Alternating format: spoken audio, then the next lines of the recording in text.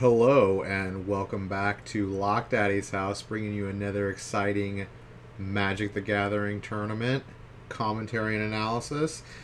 Today we bring you the first ever Mythic Invitational played via Magic the Gathering Arena, their newest online standard computer game, and it's being broadcast at PAX East.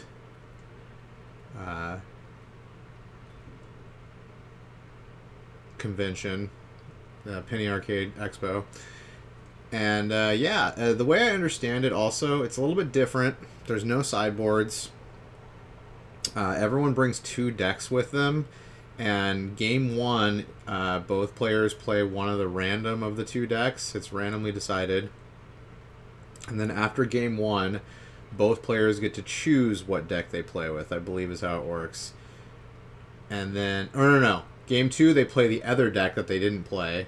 And then if it goes to a game three, they get to choose which deck to play. So that's how it works. It's still best of three, but it's like this weird no sideboard.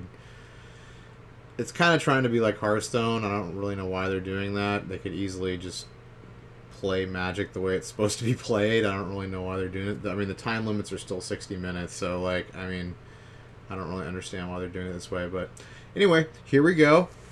Let's get in there with this is the top 16, by the way. They had pools. They had 2 days of pools where they round robined and everyone played everyone. But yeah, I just want to do the top 16 and the top 4 commentary because it's a lot. They've played a lot.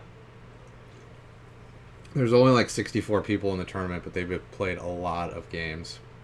All right, here we go. So it looks like, I guess it's not telling who's playing this deck right here. So Esper Control versus Mono Red. So I think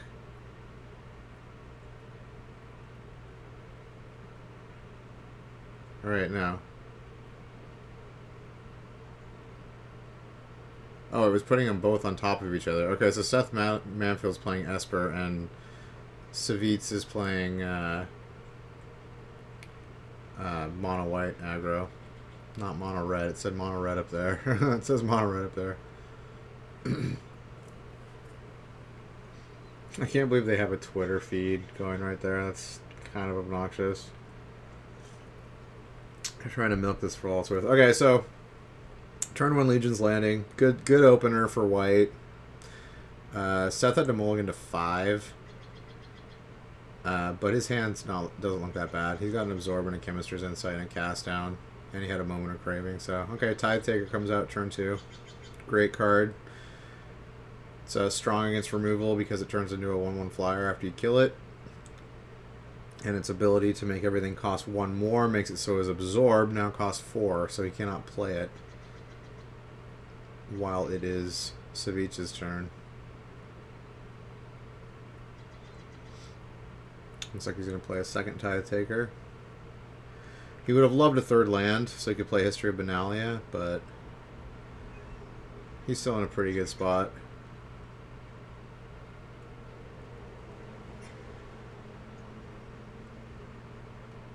So he's probably going to mortify one of the Tithe Takers.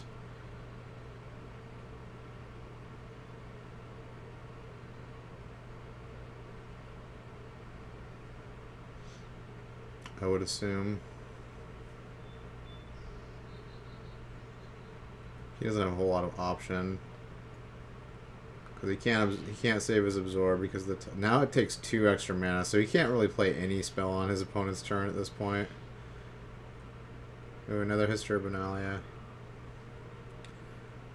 Savitz needs that third land. Although he's going to play another Legion's Landing. He's got 3 creatures now. Manfield really needs to draw a land right here. Oh, he did. So he's going to be able to Kaya's Wrath, which is very, very good. Wipe the board, leave Savitz with a 1/1 flyer.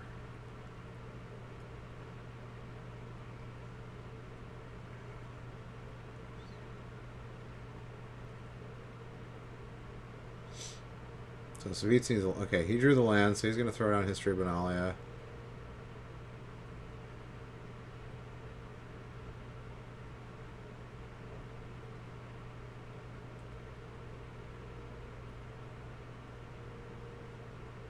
Manfield draws another Absorb. He's probably just going to hold off, wait till his opponent's turn, whether to counter something or Chemist's Insight on the instep. If he runs out another History of Benalia, he's definitely going to counter it, like 100%. Or any of his 3-drops, if he runs them out, they're going to get countered right here.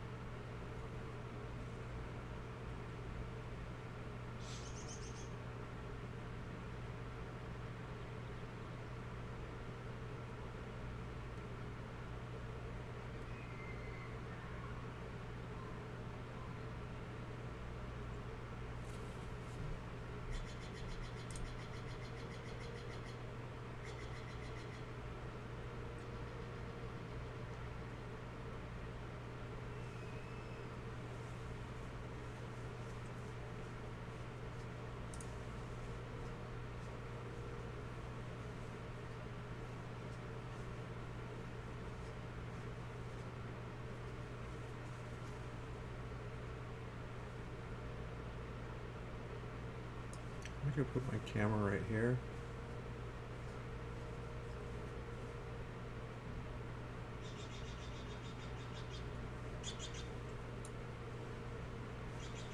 I think bottom right is good.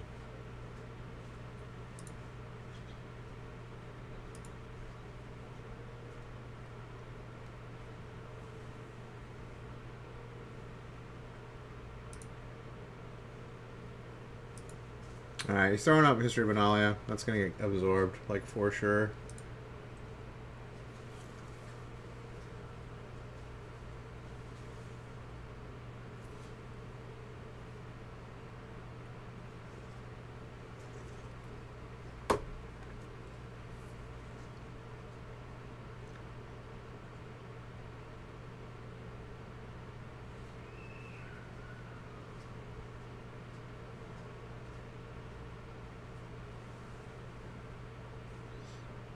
Yeah, he absorbed it.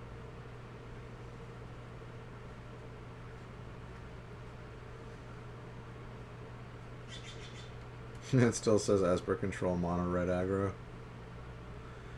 You can definitely tell this is their first tournament. There's a lot of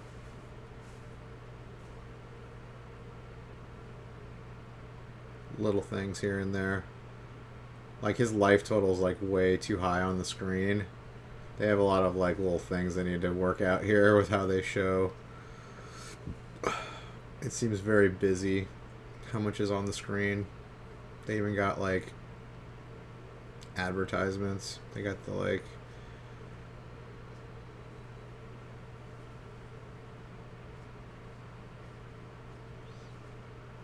alright, he's throwing down Benelis Marshall. I'm guessing he's going to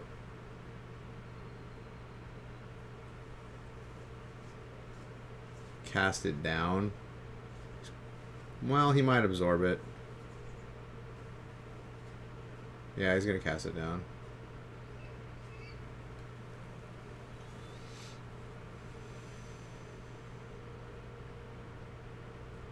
Oh, he's going to cast down one of the tokens. Okay, I guess he doesn't want to take... I mean, he's taking 2 less damage than he would have.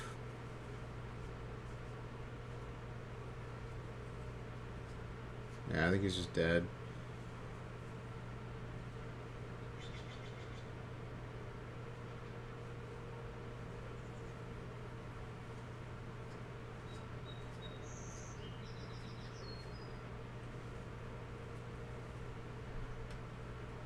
Yeah, these Benelis Marshals are just doing way too much. Like, he should have taken the 2 extra damage just to get the Benelis Marshal off the table. Yeah, now he's just, like, completely dead. Yeah.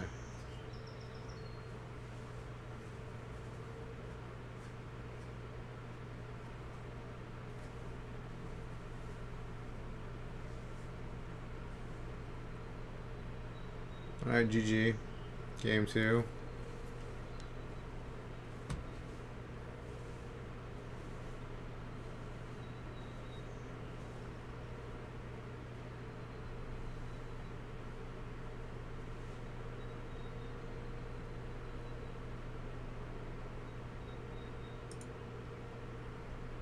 Looks like we have some technical difficulties. Alright, game 2. So we got Mono Red versus Esper. This is definitely in the Esper's favor. I think that's a keep. I think that's a keep for both people, actually. Those are both solid hands.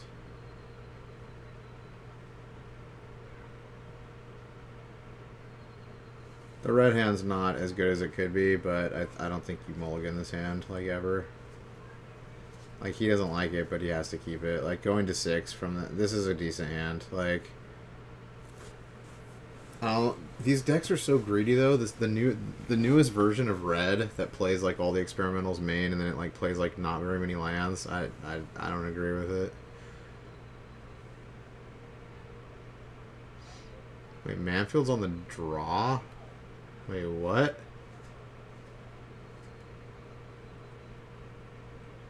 Why is Manfield on the draw?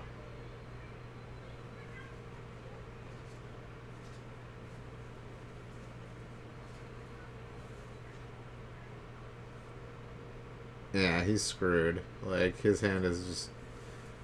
like, 2 shocks. Yeah, it's just... I don't know why he's on the draw. That's bizarre. Is it random both times? Who gets to go first? This seems weird.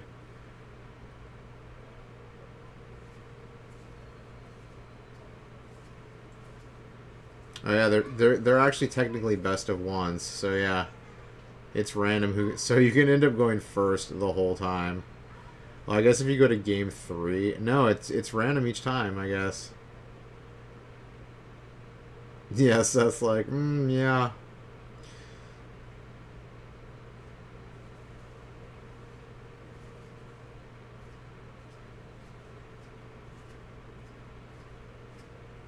Well, so still got Experimental Frenzy, which is, like, can run away with the game, so...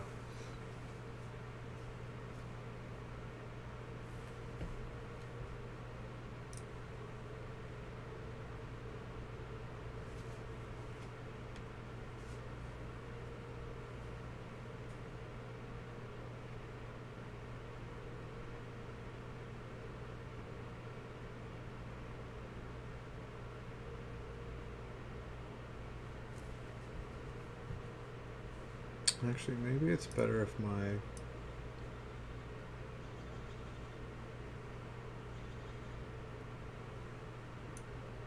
Actually, that's probably the best, being in the top right. Because then I'm just blocking his deck. Okay, that's the best spot. For show. For show.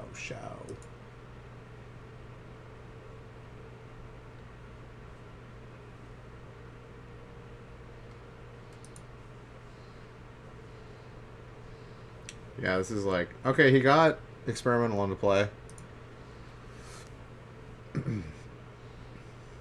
And the question is if...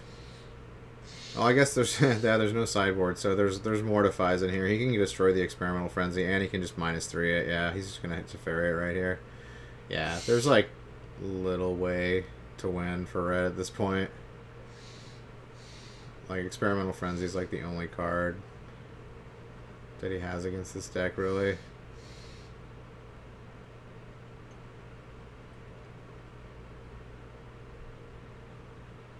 I mean, he has to kill Teferi.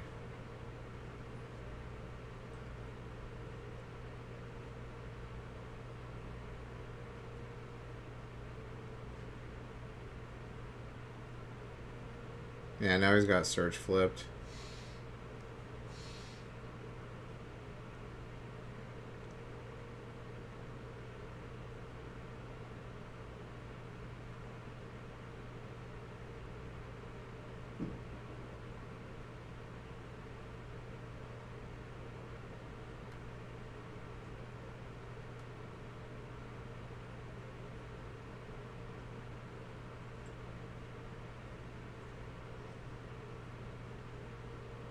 Yeah, he's picked up Absorb into Fairy. Gross.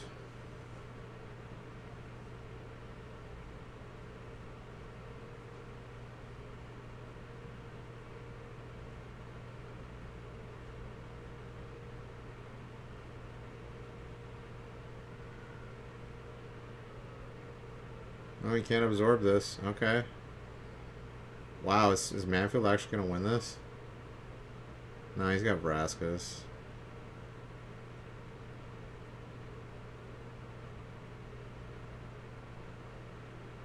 Actually, he's just going to Kai's Wrath here. Or he can Kai's Wrath with Absorb backup. Right? Yeah, he can. No, he can't. He doesn't have enough white mana.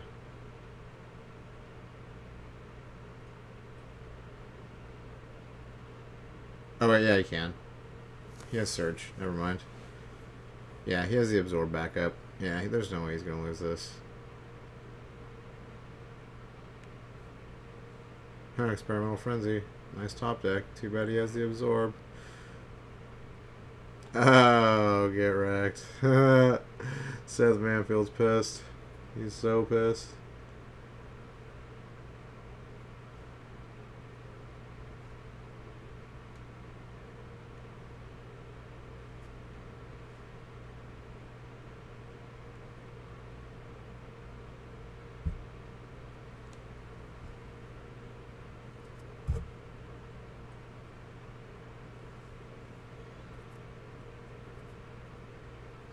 Syncopate.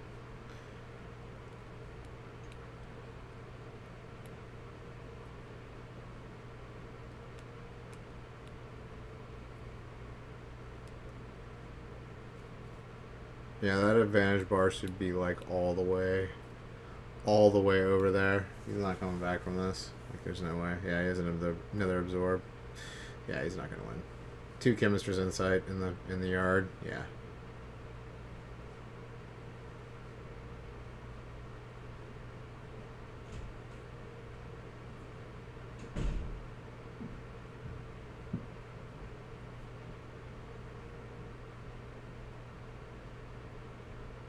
Yeah, he's got double Absorb. This is the Mythic Invitational, Rock Daddy. Top 16. This is the one going on at PAX.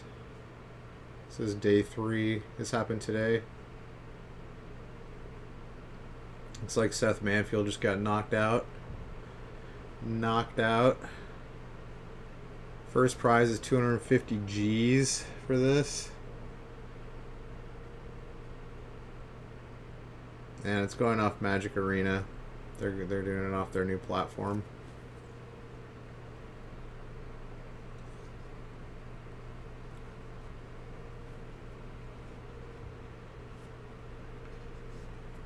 I don't know who this new commentator person is.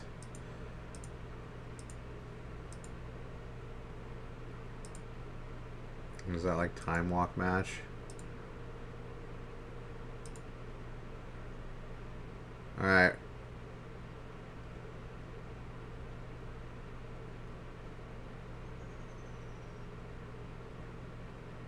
Wow, I guess it didn't show like the rest of these games. What?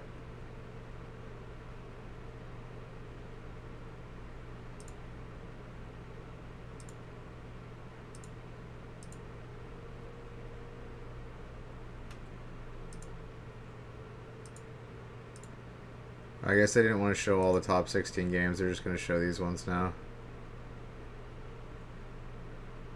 Duke's still in it. Here's the top 8 apparently. They didn't show the rest of the games for round 1. So it looks like Pyotr Glogowski, MTG Nerd Girl, Asian Avenger, Andrea Mingucci, Savitz, Reed Duke, Yellow What, and Gregors Kowalski. Yellow What is Gabriel Nassif. And then Asian Avenger and MTG Nerd Girl are both streamers. So Savitz is a Hearthstone player. And then the rest are pros. Alright, so...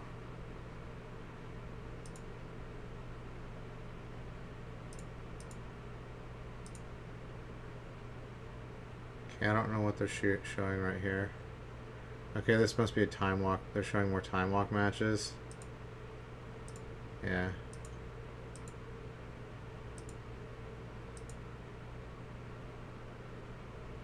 Wait, was that what's his name?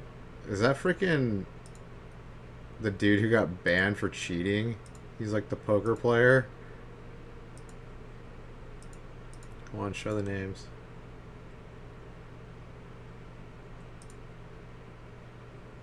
Aren't they gonna show the name tags of the people? Come on. You're showing the freaking ads, but you're not showing the people's names.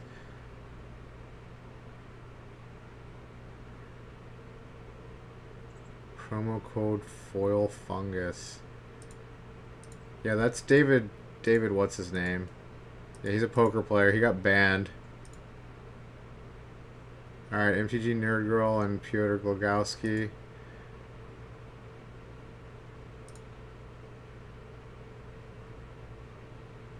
Alright.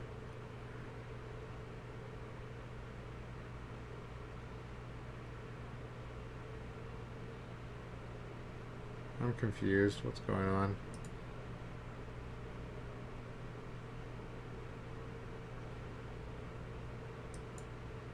Why are they saying they're like online name handles and not their real names? I don't get it. Amazonian and Quicksort.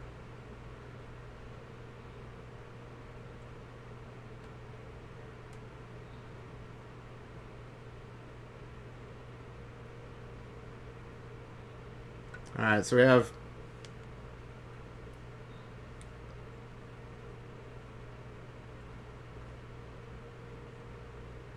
dude, it's not even showing like the other person's hand. Okay. Definitely got some bugs that were they're showing them at different times. Okay, looks like mono red kept its hand and mono white's gonna keep their hand too.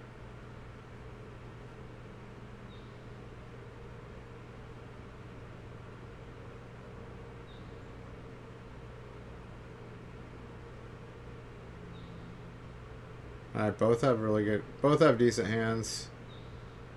I think the red hand's a little bit stronger. And red already has an advantage against this mono white deck, so it's looking pretty good for the red deck. Because cards like Unbreakable Formation are useless because the red deck will just systematically kill all of their creatures. So it'll make a bunch of cards in their deck blank. Like, he's probably going to Lightning Strike the Snubhorn Sentry here.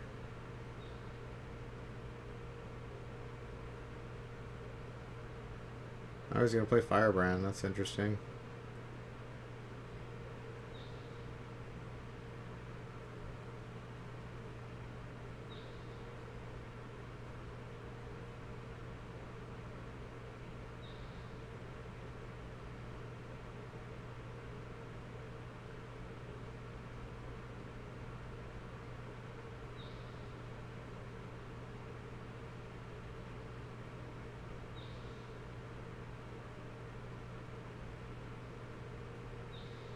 That seems weird. I feel like if he was going to kill that, he should have done that on his turn. She could have thrown a land down and had Unbreakable Formation up. I think that was a slight misplay there. There was no reason to wait for the attack phase.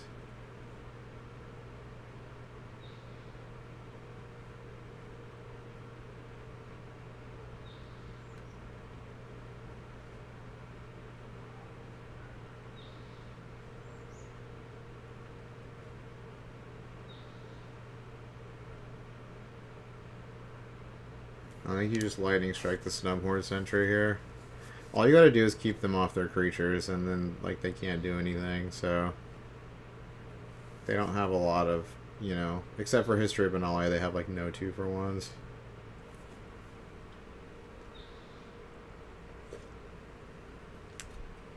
But you definitely don't want them flipping Legion's Landing. Like, that's definitely what you want to prevent.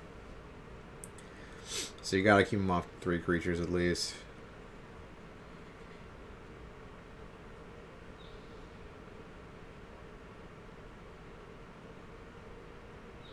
Again, he's choosing to wait till their turn to lightning strike it. I don't see the point of that.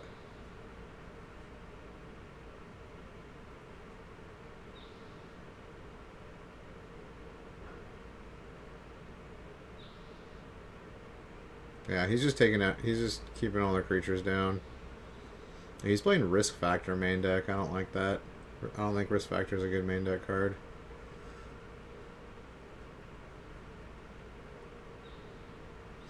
Especially in this matchup, it's all about board control. And Risk Factor is just completely useless here. Like, doing 4 damage to the face does absolutely nothing.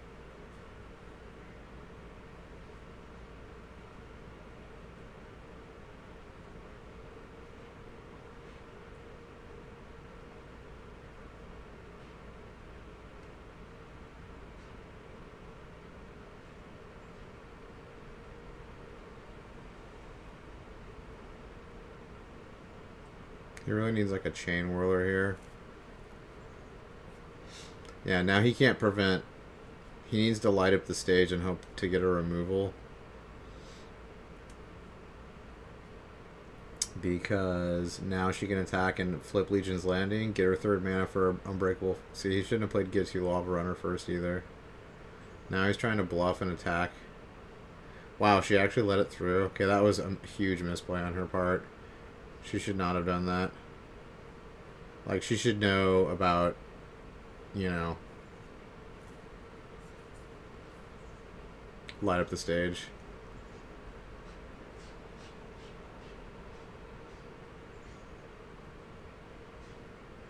Again, he's waiting till her upkeep to kill it. I don't get that at all.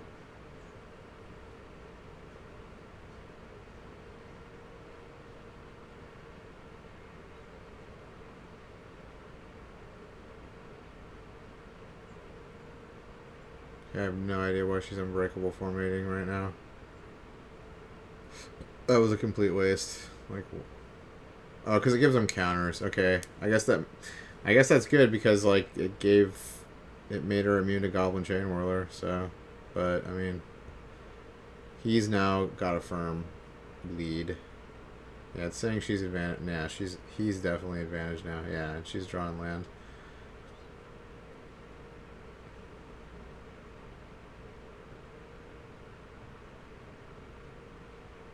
She should have attacked with Haunted Witness, I think.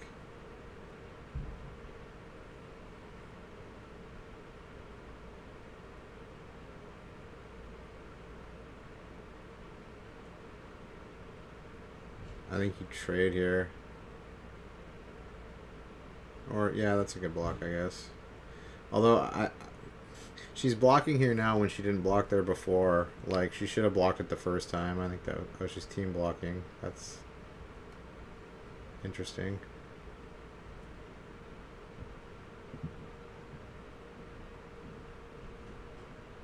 Okay, this is going to play into Goblin Chain Whirler. Yeah, she's at a huge disadvantage now.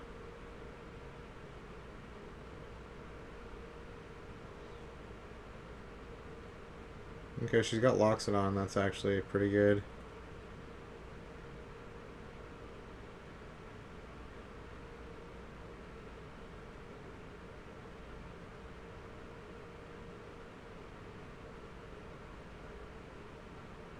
Okay, he's going to shock the Loxodon for the last bit of damage.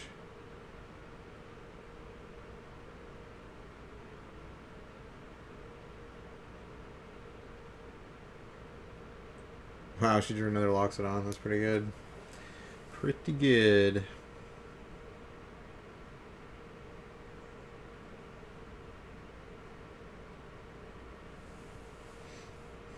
He's going to Risk Factor during end step. She's going to take 4, of course. Unfortunately, yeah, he has no attacks now, so he's just going to have to hope to burn her out. Because she's just going to sit back on... Oh, he's going to attack with both. Okay.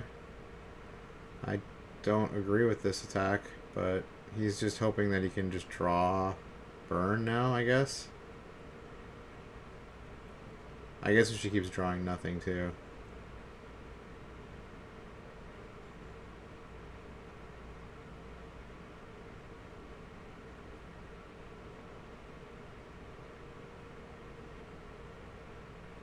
Yeah, I think you just have to take... You have to just take this 4 and hope that he draws blanks. You can't let him draw 3 cards. She's letting him draw 3 cards. Wow. She should have just taken the 4. Dude, look at the top 4 cards of his library. If she'd just taken the 4 damage, she would have had, like, so many turns. So many turns.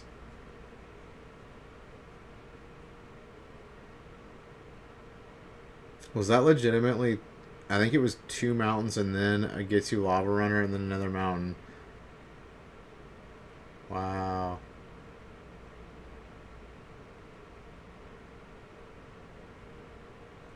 That's so unlucky for the red player. Oh my god, he's flooding so hard. Feels bad, yo.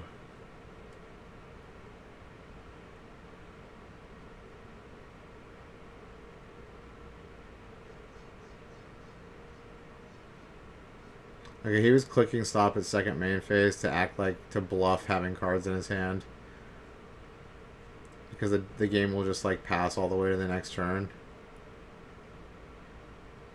Yeah, now she's got cities. Wow.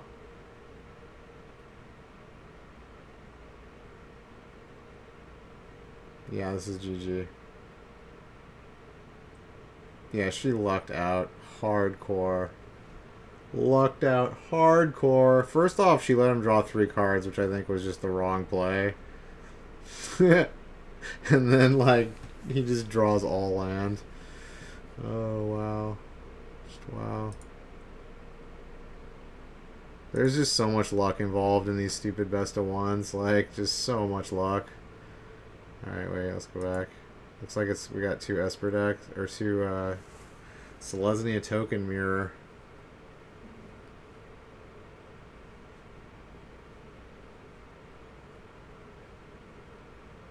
Both solid hands. They both didn't mulligan.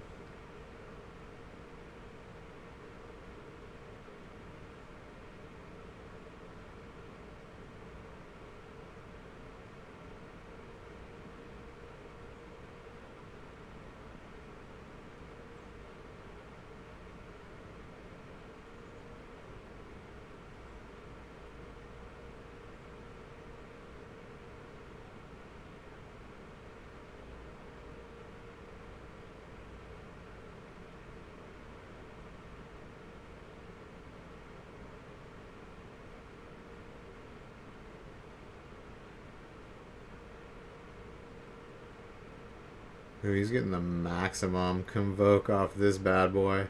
Okay, that's really solid. This looks like it's over already. 5 2/2s and a 4/4 in play. Wow.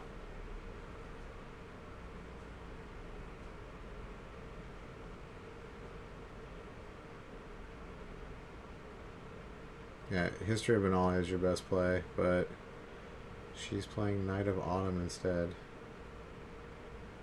Destroying Legion's Landing? Okay. I think that's the least of your worries right here.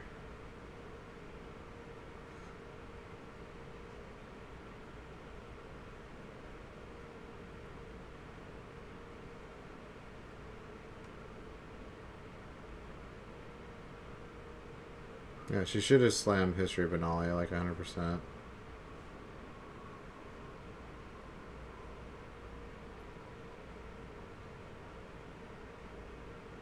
And then now she would have the Knight of Autumn to kill the History of Benalia. Yeah, that was just a huge misplay. Like,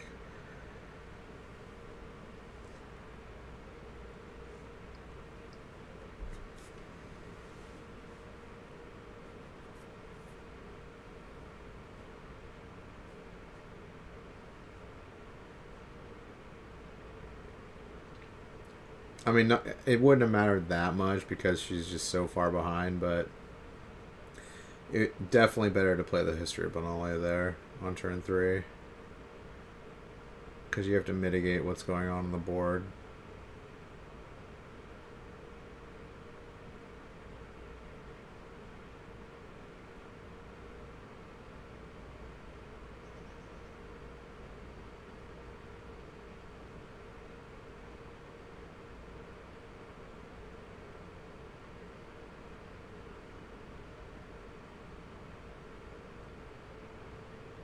Yeah, that was a freaking beating.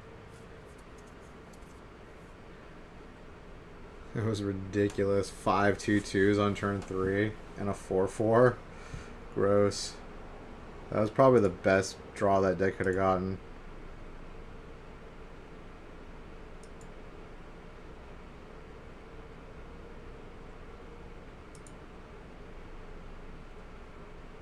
Alright, looks like another Selesnya token matchup.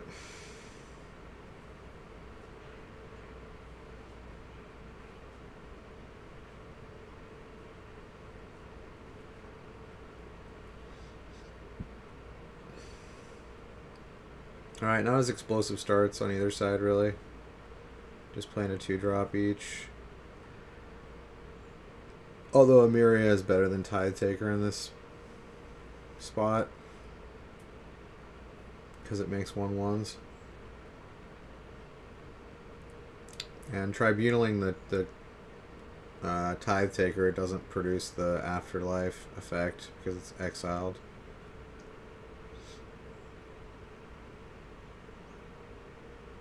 Alright, so you should play History of Benalia here. Oh, he's attacking with everything? Okay. I mean, obviously she's going to trade.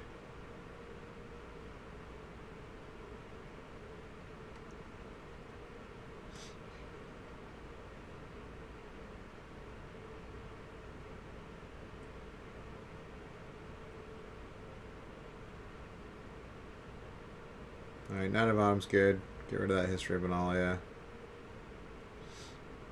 Ooh, she has the Immortal Sun. That card can easily take over the game if it gets to that point.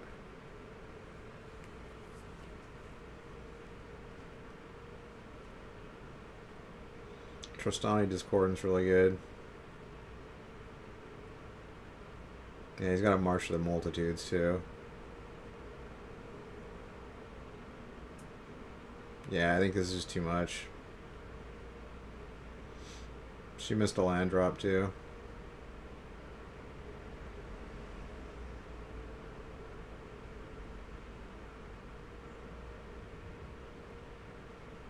Yeah, all she has is like Sapling or Emiria.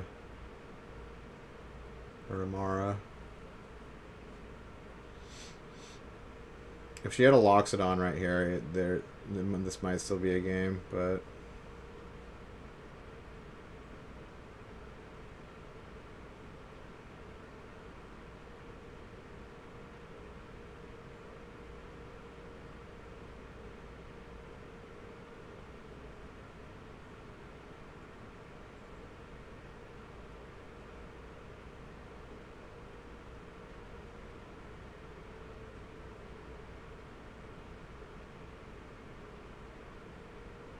Yeah, he can just march for 1,000,000 now.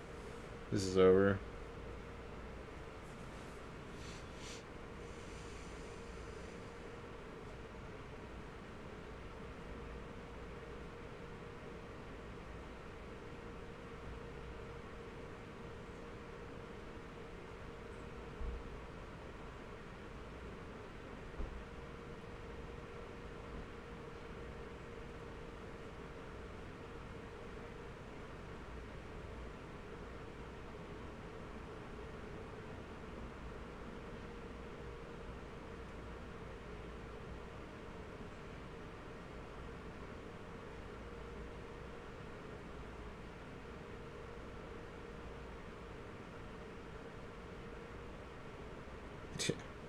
He has what? 10 2/2s?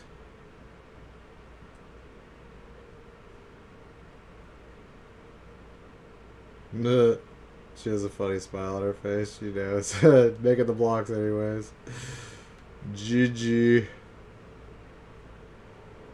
Yeah, she had the Immortal Sun. Like, that card, if she were on the play, it might have mattered. But it seems like way, like, super RNG. Like, if you're flipping a coin every single game to see who goes first, it's just like, the person who stays advantage, like, stays ahead, stays ahead. Like, there's no, like, I don't know.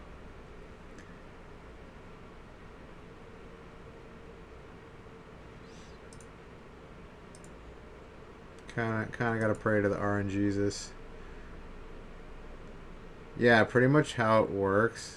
Wait, what is this? I thought he already lost.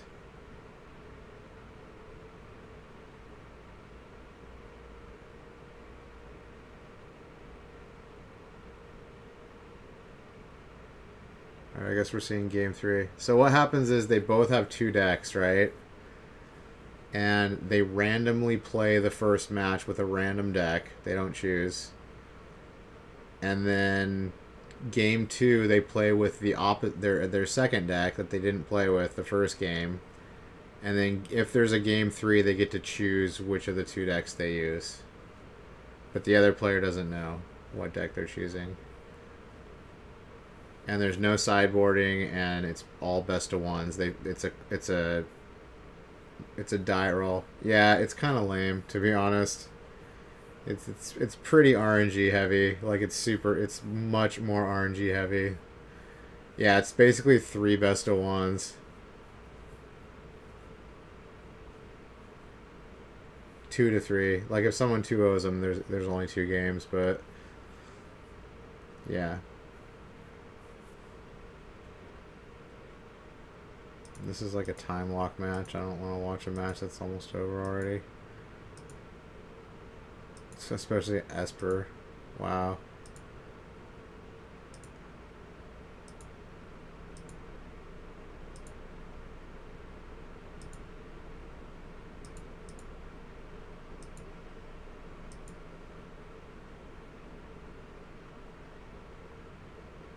Okay, there's Glugowski. His mono blue deck pretty. Oh, he's playing Quench actually. That's something you know. I've been wondering why people aren't playing Quench. Quench seems really good. I think they're playing this way because Rock Daddy, because it's like Hearthstone a little bit, and they know how successful Hearthstone is. Like Hearthstone, you bring multiple decks, and it's always best of. It's always best of 1 in Hearthstone, and the only difference is like in Hearthstone you get to choose. Like I think most Hearthstone tournaments you bring like anywhere from 3 to 5 different decks, and then like your opponent gets to choose 1 deck of yours that you can't play in the matchup, and then they can choose 1 of yours that you can't play in the matchup, and then basically it's like best of 3 or 5, and like if you win with one of your decks, you can't play it anymore, so you got to play another one of your decks. And if you keep winning, you keep having to go through your decks until you're on your last deck or whatever. Whereas if you lose, you can just choose between the decks that you have still. But they're all best of ones in Hearthstone, and there's no sideboard in Hearthstone, so I think they're very much like copying Hearthstone here. Okay, he's playing mono red, 3 experimental frenzies, 18 lands. This is such a greedy build. I hate this build of this red deck. I really hate this build. I don't agree with the 3 experimental frenzies. Like, what are they cutting for it? What are they cutting for the frenzies? Okay, they're cutting into 1 skewer.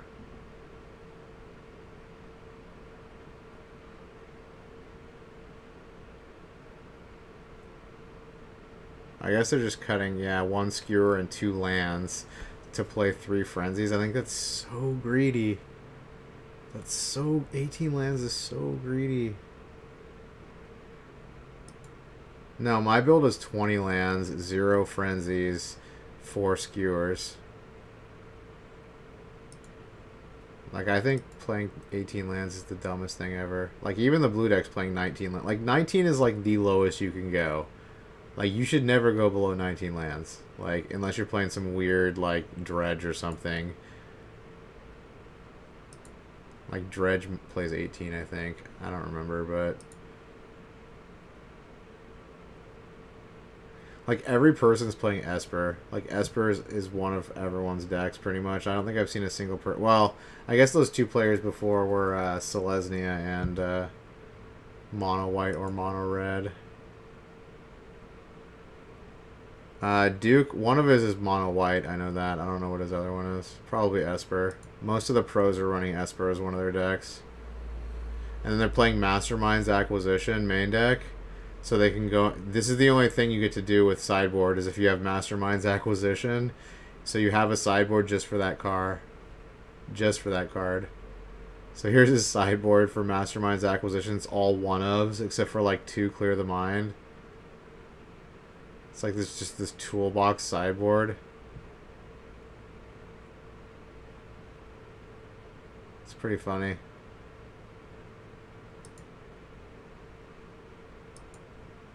No, Mastermind's Acquisition is a card that says go get a card from outside of the game and put it into your hand. So like, in order for that card to be available, you have to have a sideboard. So like...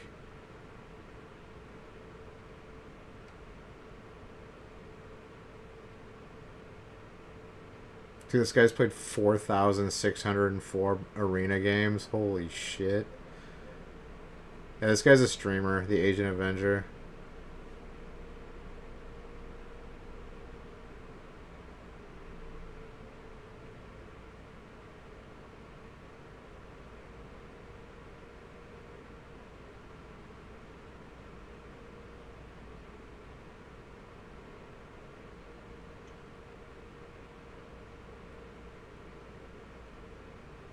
You played 1, maybe 2.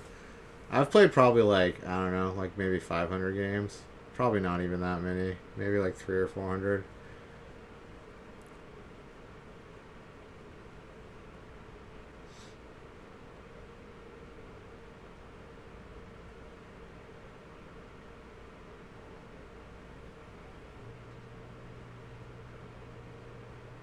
So they both kept... He's got 2 Mastermind's Acquisitions in his hand. So we got blue, mono blue versus Esper Control. He's playing Esper Control and Esper Acuity. What the hell is Esper Acuity? Maybe I should have looked at his build. He's playing 2 Esper decks though. Huh. Isn't that like not allowed? Like, how close are those decks to each other?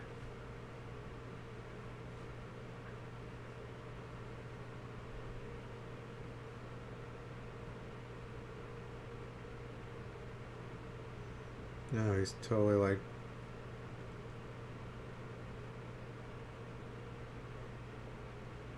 trying to distract his opponent with emotes.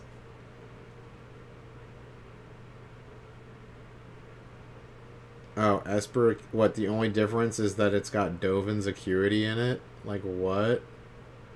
You what, mate?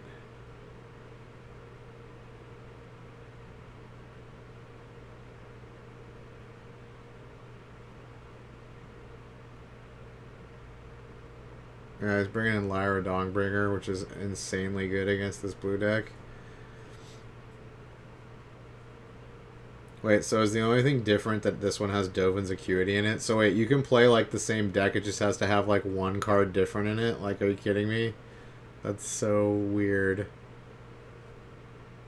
Like, it works in Hearthstone because Hearthstone has different classes. Like, the cards are specific to the class. I mean, there's like cards that can be played by every class, but like specific classes have specific class cards. Like, a lot of the deck is specific class cards.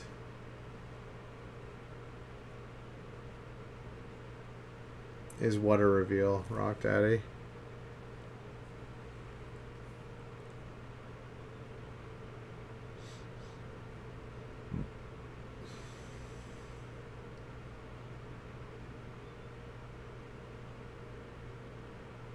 No, Masterminds. What are you talking about? That card was printed like a few sets ago.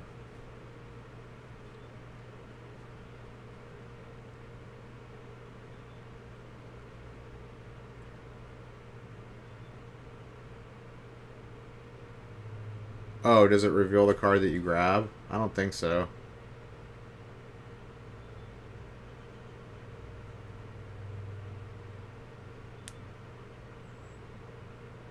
I think it's just put it into your hand. I don't think the opponent gets to see it.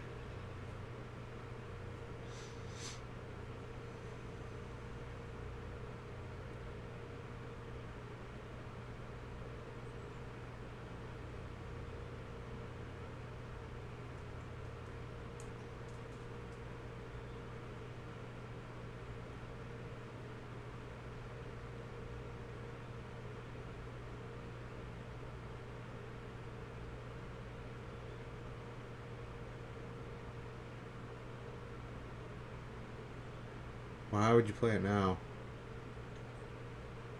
You're playing into counter magic. Oh, it's during him. He wanted to balance acuity. Yeah, top 4 is tomorrow.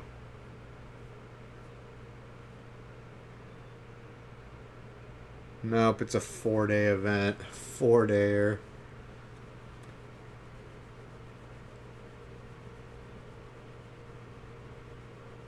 Cool. Alright, blue's smashing his face. I mean, blue is good against this deck. Like, mono blue is, like, advantaged against the Esper decks.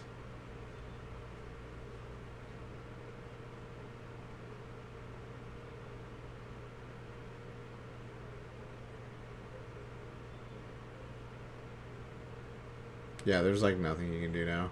He's got counter magic and a Storm Tamer. This is gonna get countered.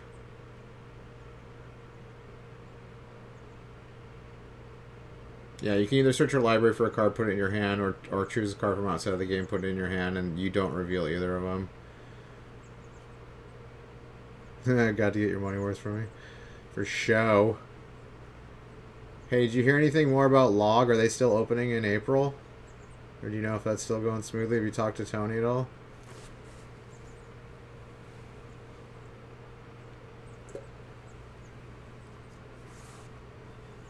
You haven't heard anything? Oh. I hope it happens. It seems like a much better spot. Like a lot more, you know, publicity from the, like, Shoals Ferry Road. More street.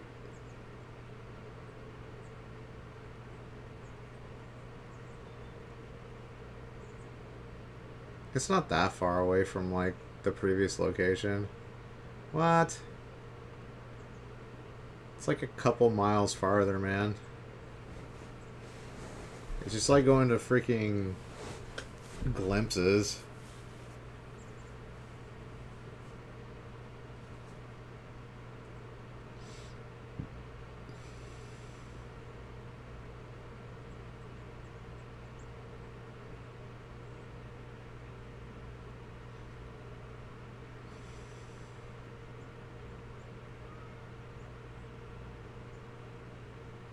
Yeah, he's going to overwhelm him with power here. I think the Pteramander can adapt here.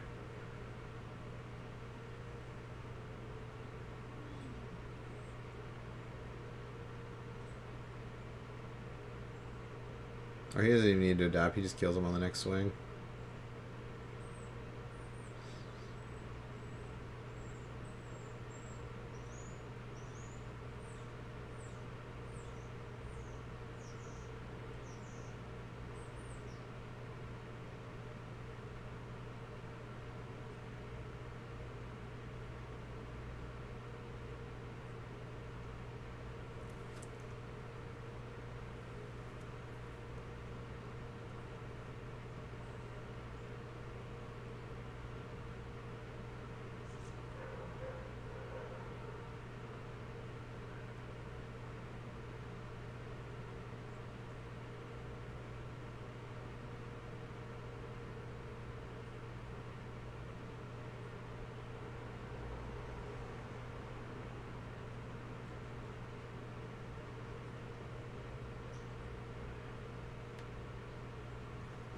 Last 4 events, you finished 3-1, 3-0 with Blue Eye Control. Yeah, Blue Eye Control is really good, I think, right now.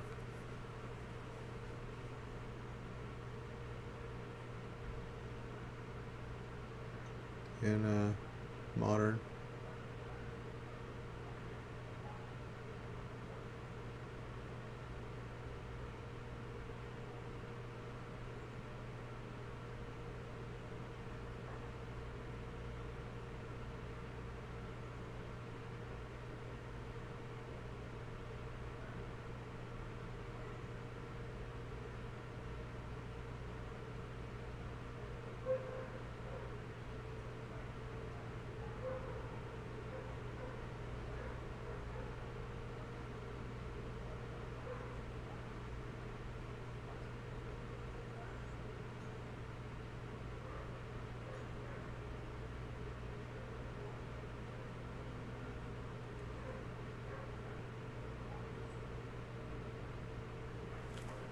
GG.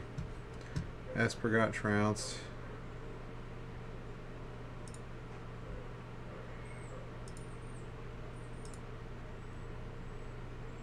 It's like mono red versus Esper again without Dovin's Acuity.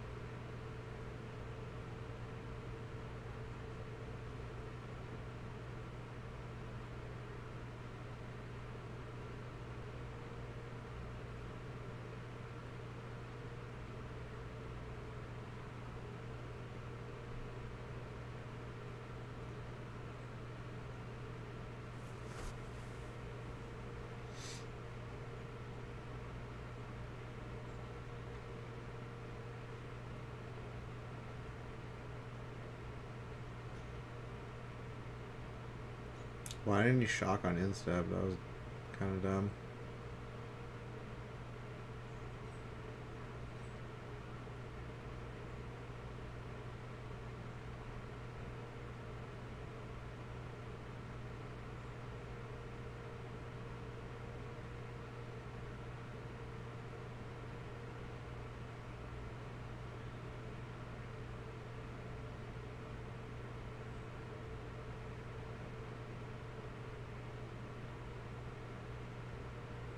But lo and behold, he has a second Experimental Frenzy in hand.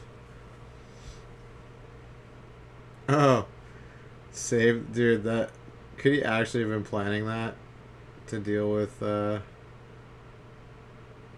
That's super heads up if he was expecting him to have a Teferi and just saving that shock for when he puts Experimental Frenzy back in his deck and he can shock and kill him. That's pretty heads up. I gotta give it to him if that was what he was planning.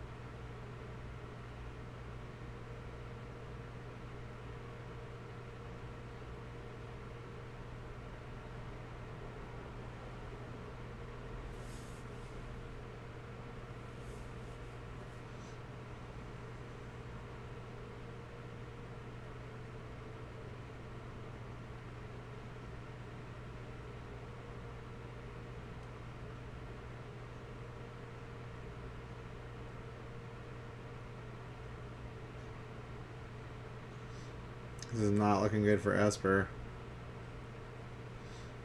Experimental Frenzy is basically the card that lets you beat Esper. Like, otherwise they just have way too much life gain and card advantage to, like, for you to beat them late game.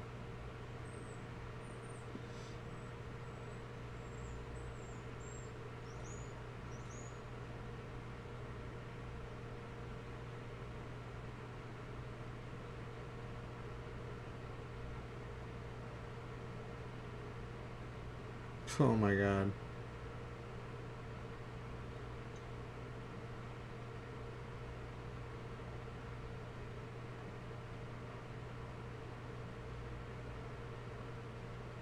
Get wrecked.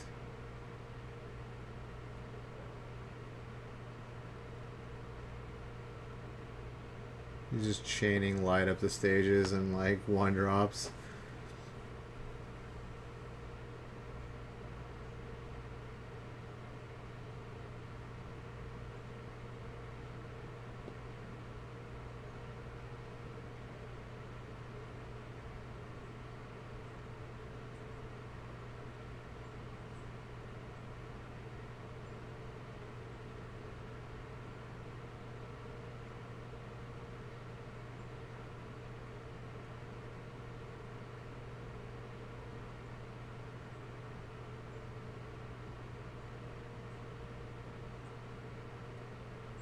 Get frenzied on. Get frenzied on, yo.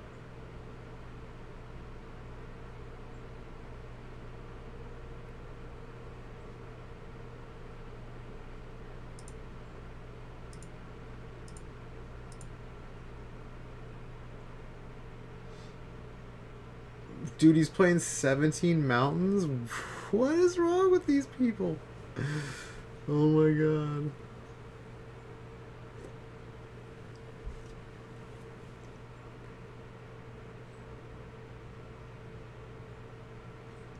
It's just crazy. It's crazy talk. Oh, and he's running 4 risk factor main instead of, yeah, I don't like this build at all.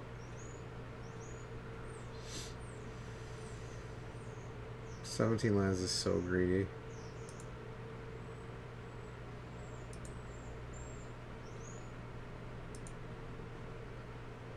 Oh yeah, there's also something I heard. The way the randomization works for Arena on best of ones is different. So like it takes 2 hands basically. The computer pulls up 2 different hands. It draws 2 hands for you, right? And it picks the one hand with the better mana to spell ratio. So that's why these people are playing this few lands. Just letting you know. Well, not no mana screws, there's just less, yeah. Because it pulls up 2 hands for you and then it picks the hand that has the better ratio. So that's why these people are running like 17 and 18 lands, yeah. I totally forgot about that. Someone told me that the other day. I was like, what? That's so messed up. Like, what? Actually, what?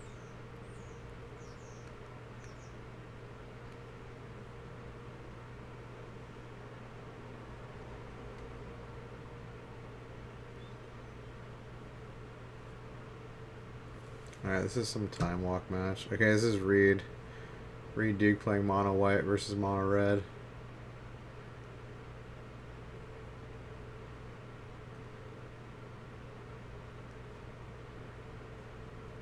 Yeah, I don't agree with it either. I think Magic is not meant to be, is not a best of one game.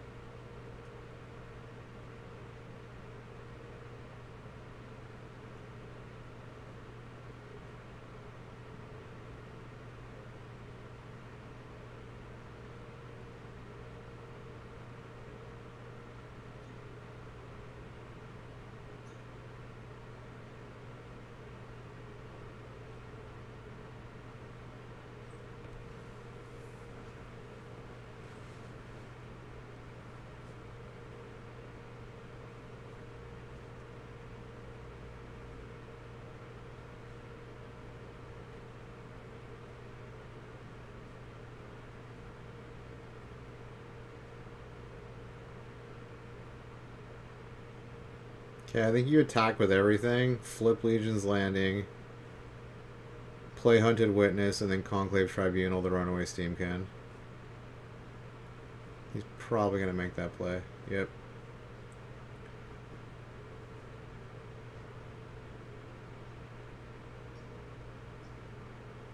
Oh no, he's going to play History of Benalia. Okay. That's the other play, I would say.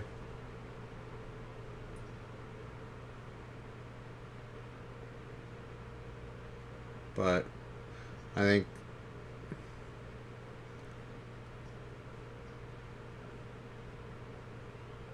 he might be able to do some bad stuff. Okay, he should have played Runaway Steamkin first. That was a misplay on the red player side, for sure.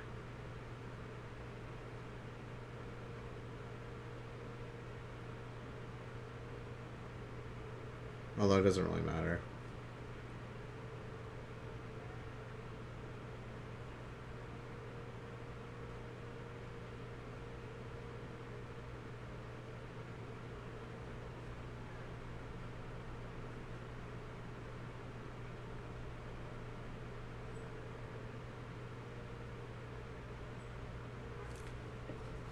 Okay, they're not going to show the next game. This is kind of really poorly put together, but whatever. It's their first one. There's obviously going to be a lot of kinks to work out. But I hope they just go back to normal Magic format, like best of threes with sideboard. Like I think they're just testing this out to see how it works, because they were trying to do it for limited also. Do these best of ones for limited, and they tried it at card shops. They gave them free product to try this new format out, and no one liked it. At least at the shops that I play at, like, no one liked it at all. It's because Magic's not meant to be played this way. Like, it takes a lot of the skill out of the game, which is why Hearthstone's a lot more RNG than Magic, like, and it always will be, because there's less choices you make in terms of playing the game and, like, sideboarding and stuff like that. And it's always a coin flip to see who goes first, and it's always an advantage to be on the play, like, always. In Hearthstone, too. Like, it's better to go first. Even if you get the coin in Hearthstone, it's still better to go first. Like, going first is always the best.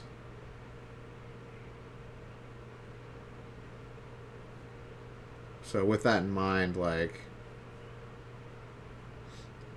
just normal best in threes mitigate more of the RNG in these games.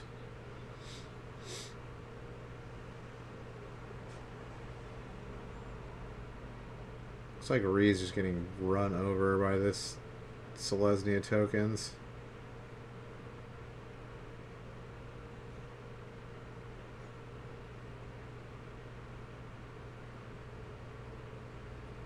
Although he does have the finality, so...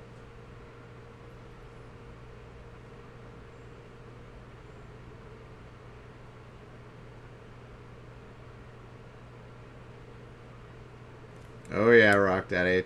The first place gets 250,000, so that's like by far the biggest cash prize for any Magic event. And then I don't know. I'm guessing like second place gets like 100 grand, and then third place probably gets like 50 grand, and fourth place probably gets like 50 grand.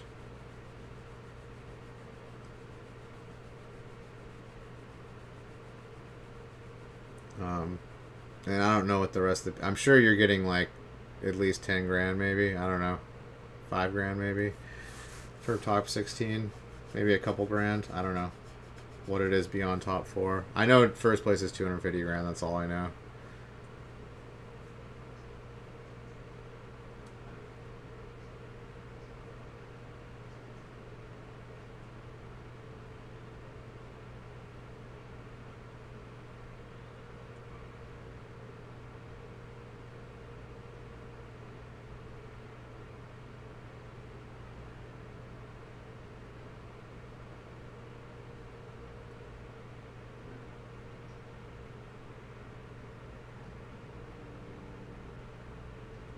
Okay, the problem here is he's going to finality.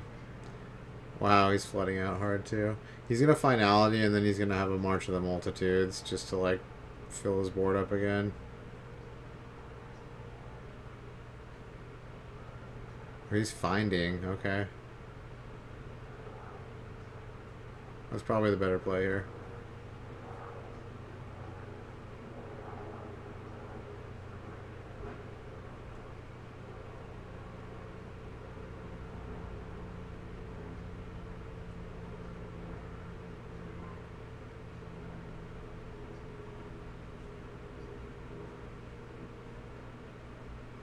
Yeah, he really wanted that Seeker Squire to get a +1/+1. That was kind of a big. Yeah, Tristani's now. Yeah, this is pretty over. I mean, he's gonna Chupacabra the Tristani, but then March of the Multitude is gonna end this game. He needs to pull like another board wipe, but I don't even know if he's gonna live till then. He's got 8 life. Like, he has to block at least one of these.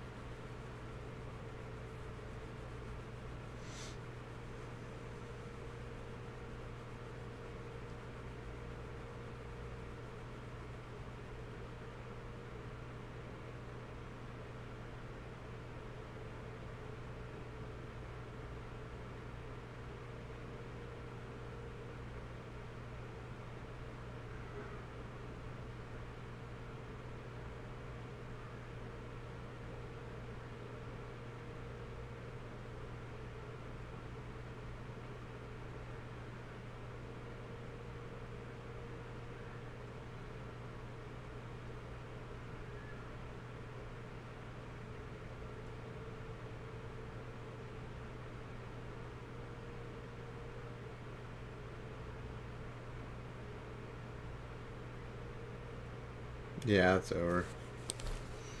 Finishes it with a flourish. He doesn't even need the March of Multitudes. He was just so far ahead this game, and Reed flooded out.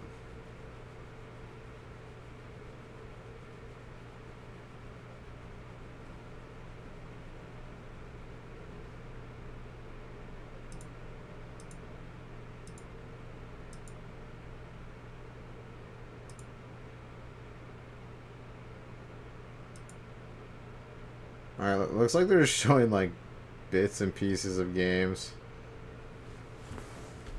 to keep just like going to different matches from a person's perspective. Just fast forward this.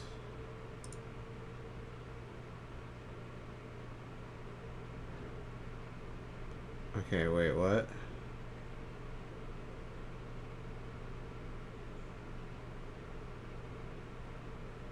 Lower bracket. Wait, didn't the Evasion Avenger just lose?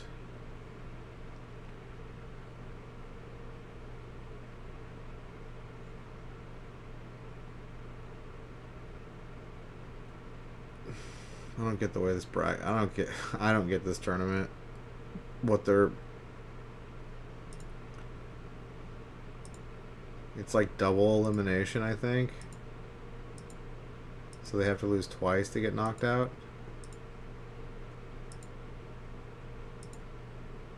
Alright, let's see the black bracket. Okay. So Glogowski's in the top 4.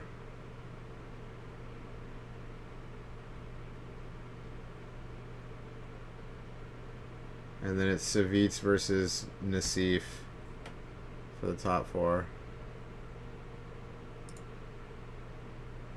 Oh, I get it. Okay, so the people that lose in round 3 get to play the other people that lost in round 3. Okay, I get it.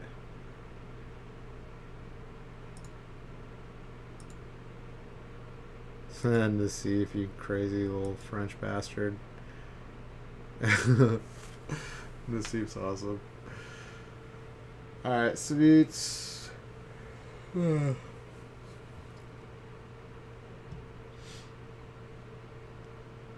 Looks like he's playing the standard lands, 4 of each of the duels.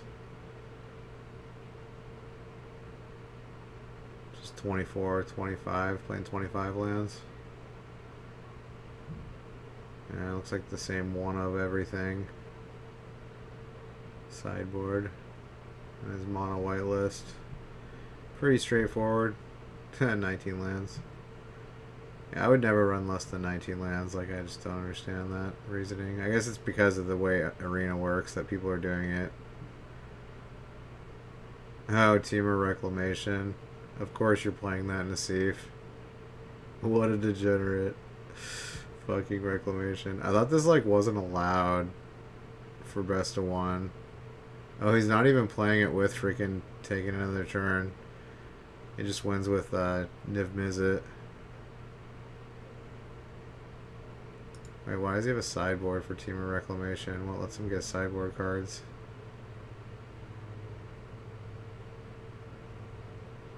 Wait, what? How does he have a sideboard?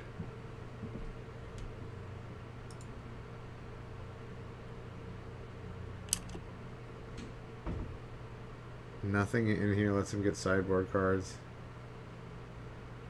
That's weird. Why are they showing sideboard? I'm confused.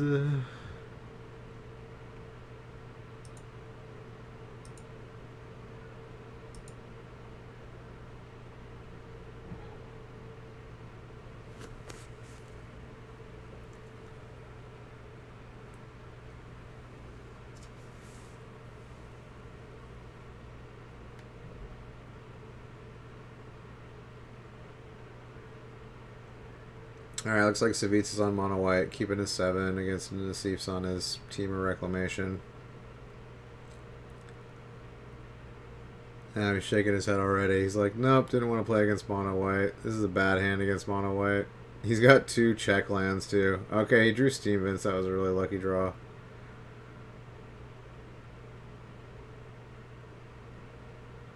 So now he can play Hinterland Harbor and Grow Spiral. Yeah, that draw saved his booty. Because otherwise both of those lands were going to come into play tapped. He wouldn't have been able to play a card until turn 3. Yeah, that was a really risky keep. Like, he kept it because it's all like low cost, like interactions. Like there's 2 counter spells and like 2 Grow Spirals, but this is a really bad hand to keep against mono white, and I don't think he knew he was playing. I don't think they know what they're playing against when they play their random deck.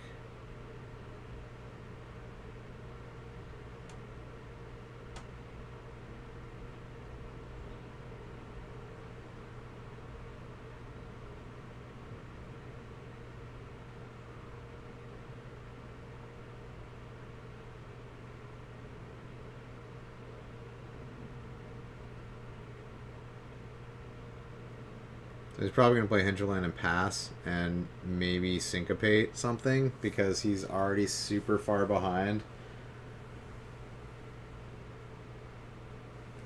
So he's probably going to play Tithe Taker here, and he's probably going to have to syncopate this.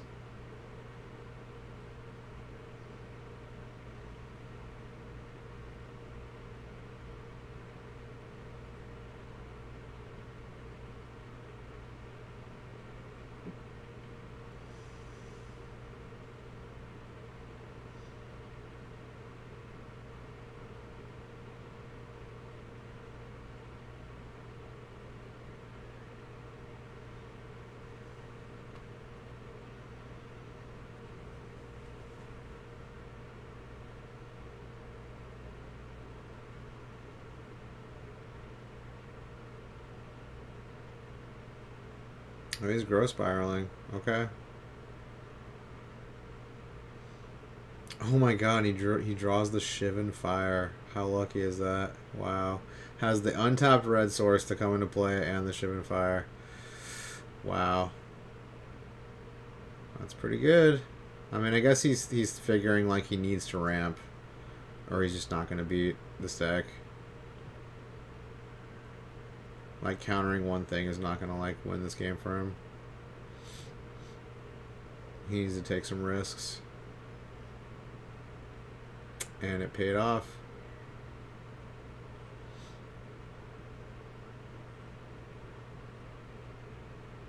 And he draws the breeding pool.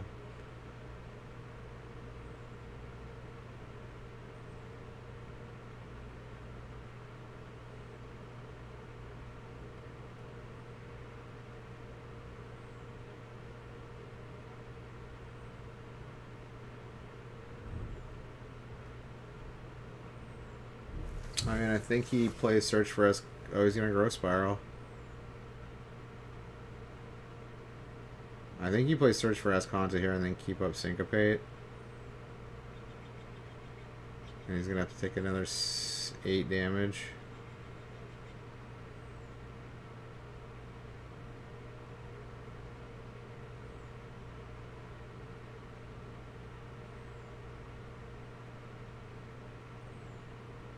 Oh, he's going to Grow Spiral. Yeah, Gabriel Nassif's like one of the best Magic players of all time, like for sure. Wow, he drew another land. That's so lucky.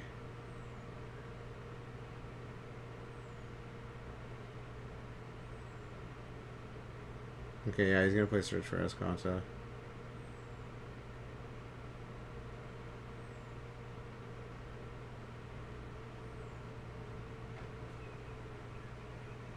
But I mean, like,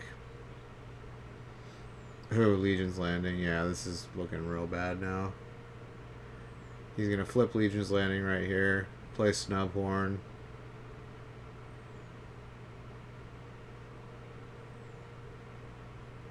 And then have Unbreakable Formation next turn. Yeah, I think this is over.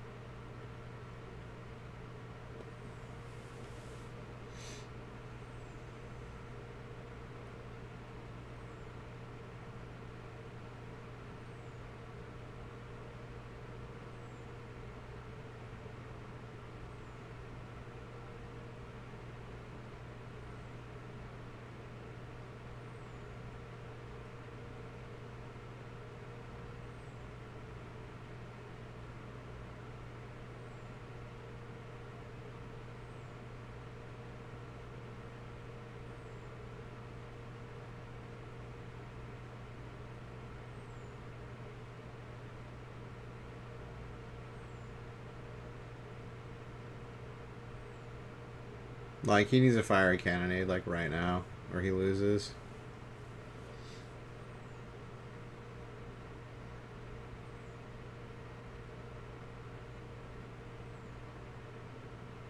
But he can't Chemister's Insight and Fiery Cannonade, so I think he just loses.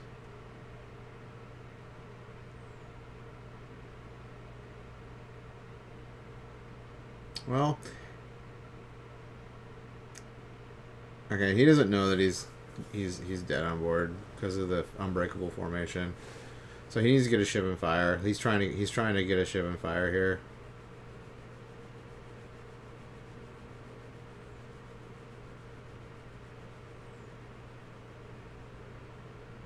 So he can live one more turn.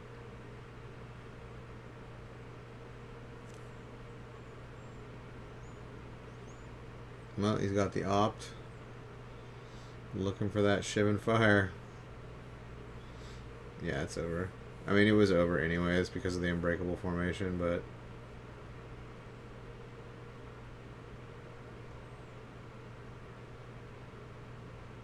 yeah, he's like smiling because he's like, well, I was dead no matter what.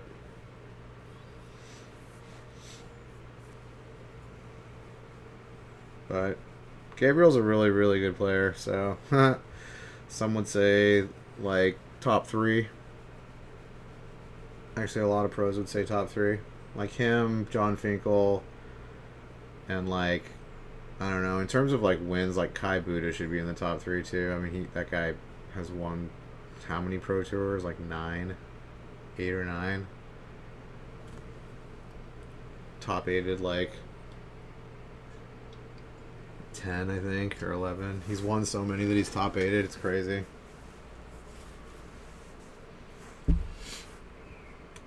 But yeah, easily on the top 3.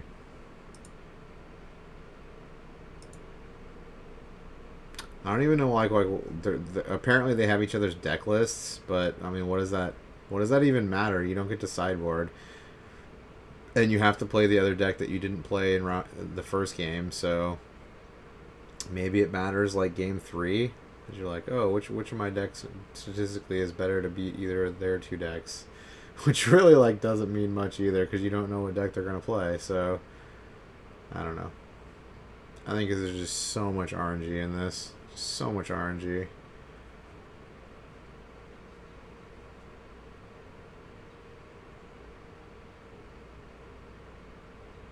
It feels like players are playing faster though than they do with Paper Magic. That's one bonus. I don't know why that is. People aren't really...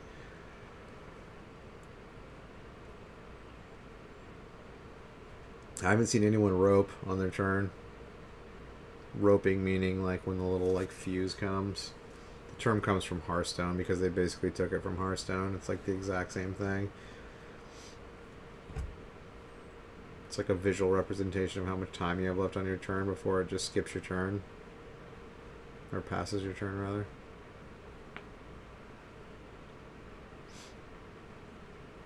Oh, this is going to be a great little Esper matchup. Little,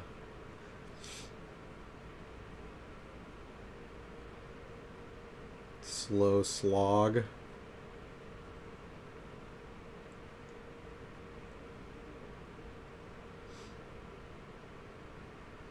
I love how they're calling it Esper Acuity, and it's really just Esper Control with Dovin's Acuity in it. I think that's the only different card.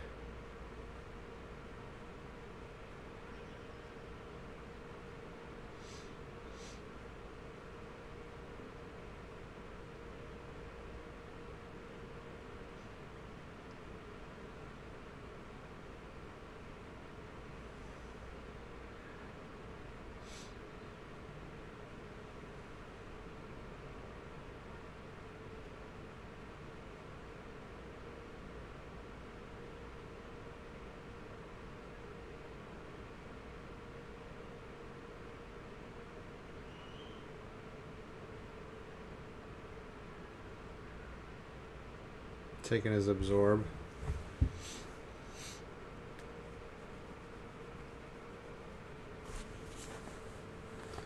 So I guess he's expecting he's going to absorb the Teferi when he plays it.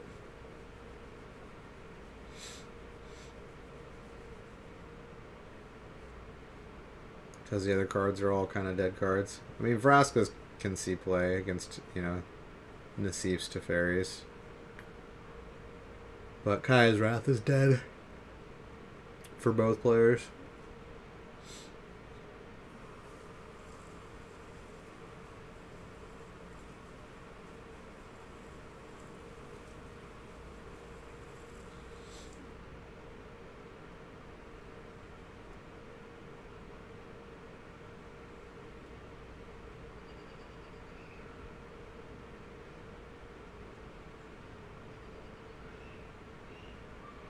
Okay, he was playing Kai's Wrath so he could fill his graveyard up for Search for Escanta. That's actually might be a factor here. How fast you can flip it.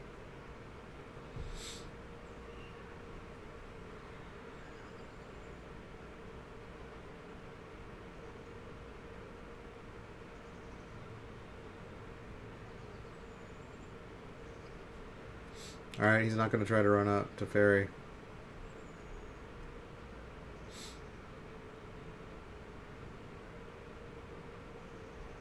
Which is good because he just flipped Search for Escanta, so he's sitting in the driver's seat now. He's got the advantage. So there's no reason for him to run Teferi into a counter magic or a removal when he can just sit back and gain 2 cards a turn versus Nassif's 1 card a turn.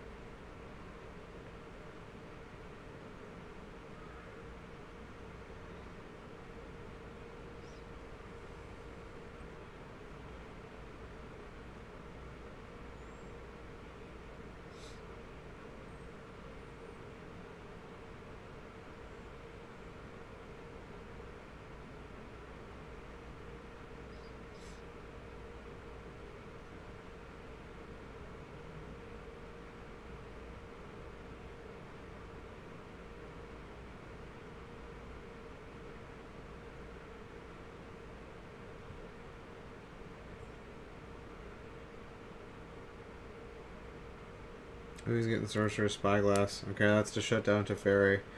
Or shut down as Azcanta. He might just use it to shut down Azcanta.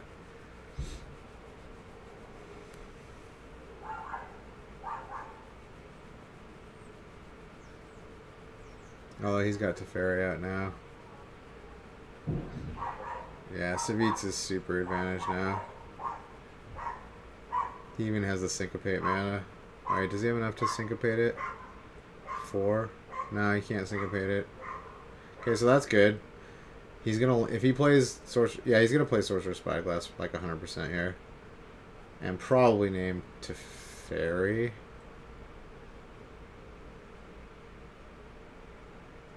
Yeah, he's in a real bad spot.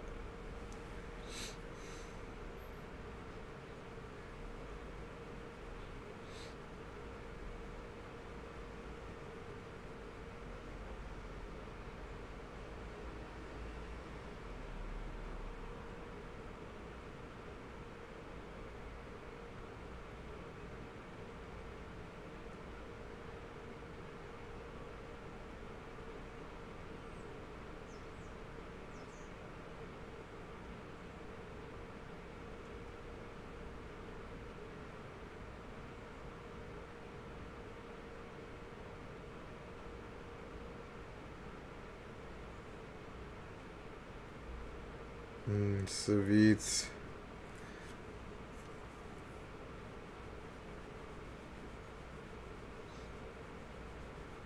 He's upset that he's not playing Hearthstone.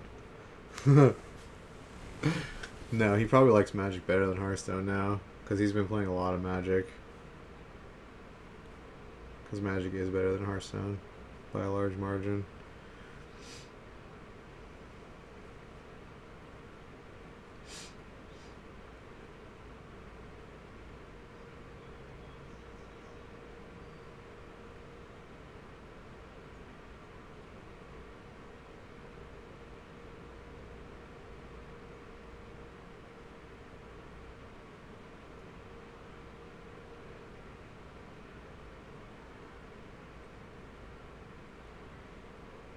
Yeah, I think Azcanta is the right choice.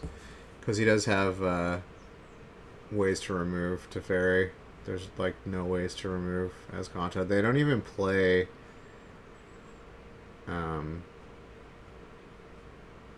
Field of Ruin because there's just like no reason to play it. Especially in best of ones. Like it's just not great.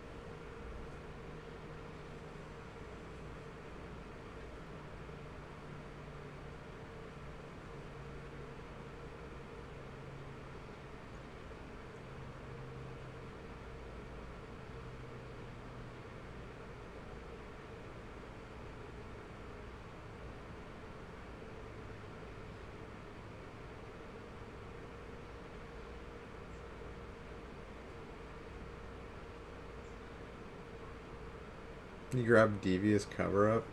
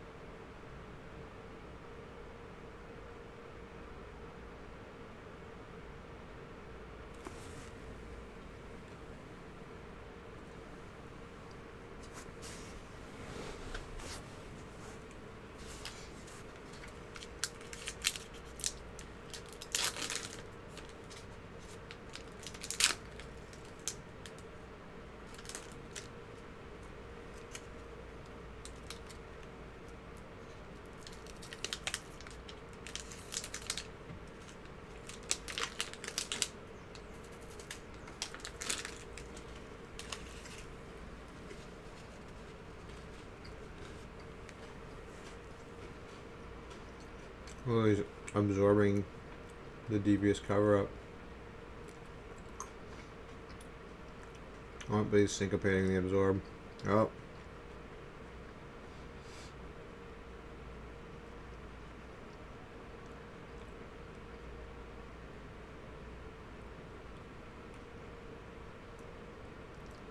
Yep, not looking good.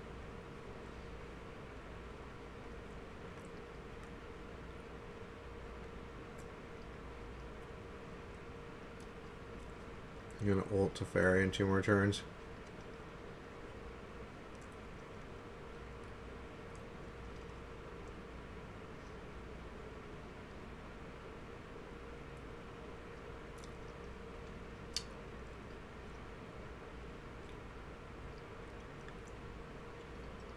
Dude, Savitz is going for it. He's gonna make top 4 here. He's going for the gold. Wouldn't that be funny if a Hearthstone player won? A Hearthstone pro won the first Magic Invitational. Or first Mythic Invitational. That would be hilarious, actually. But this is technically a lot more like how Hearthstone's played.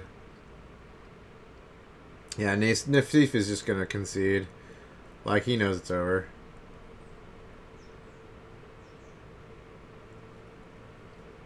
You typically don't see that, people conceding that quickly, but Nassif's like a good enough player to know that the person he's playing is not going to mess up. Dude, Savitz made the top 4. Boom.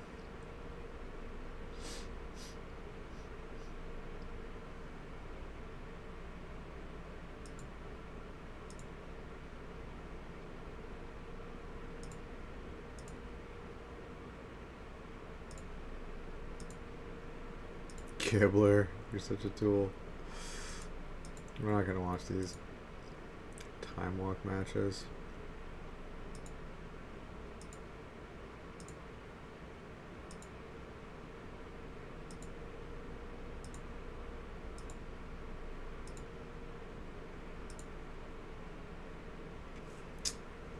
Alright, so Nassif's still in it.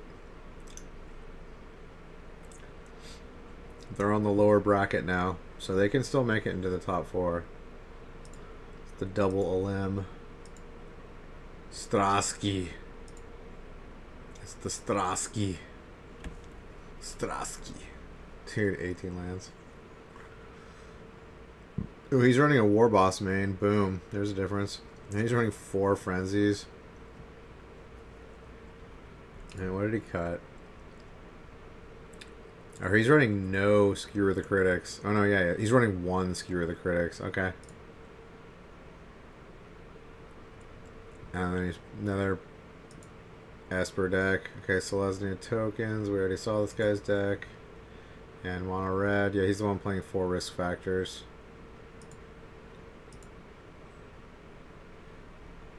Alright, here we go.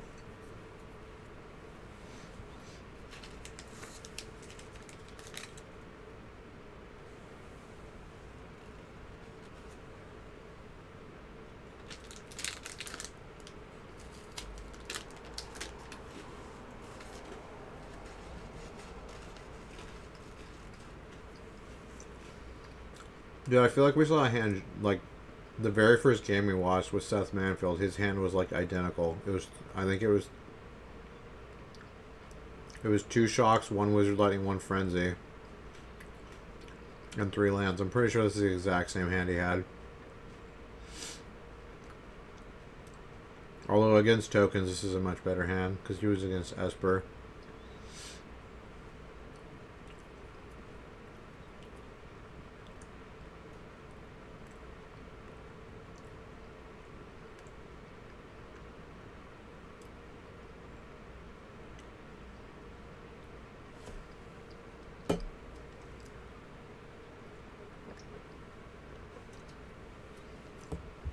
Yeah, as you see him hesitate, he wanted to play the Saproling Migration, but turn 3 was coming up for Chain Whirler. It would have been a huge blowout.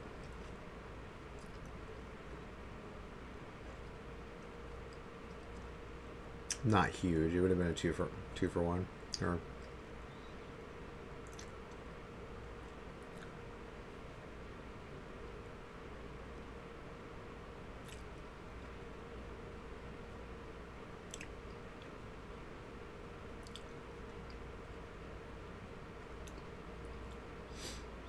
I think he should just shock both of these and then play Experimental Frenzy. But he's not. He's being greedy.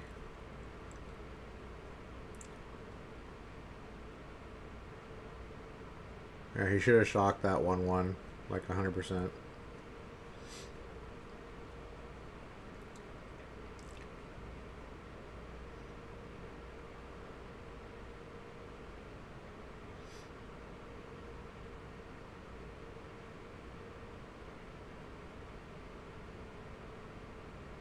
Or just get rewarded and with a Chain Whirler.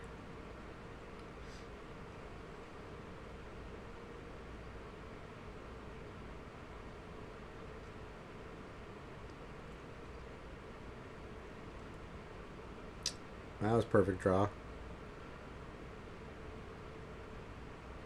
Migration into Loxodon. Yeah.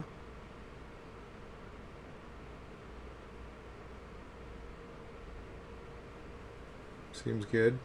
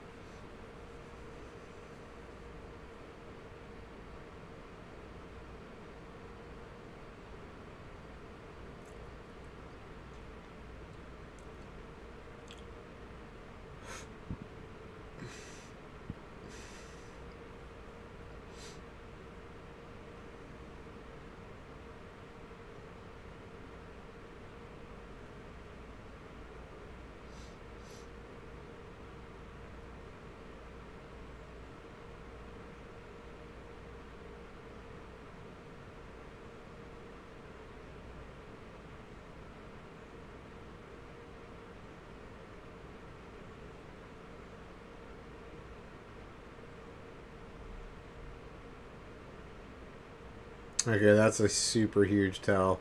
Since he's tapping a creature for this, he's leaving 3 mana for Unbreakable Formation. So Straussi's probably going to realize this and try to play around Unbreakable Formation.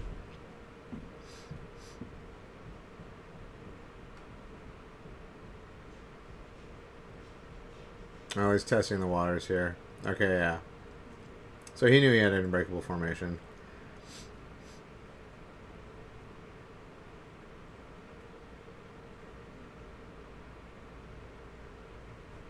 Yeah, since he didn't play it during his main phase, he doesn't get the +1/+1s for it. But he's got 0 creatures left, so he needs to protect his 2 creatures.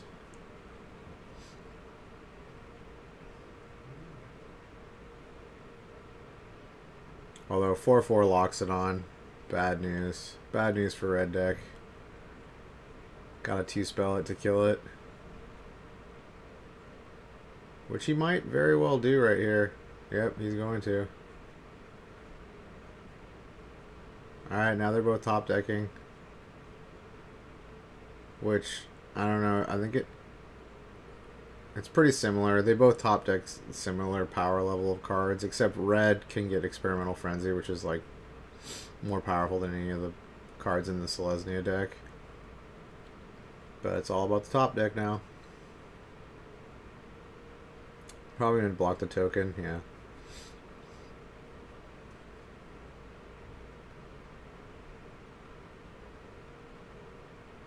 Top deck's Experimental Frenzy.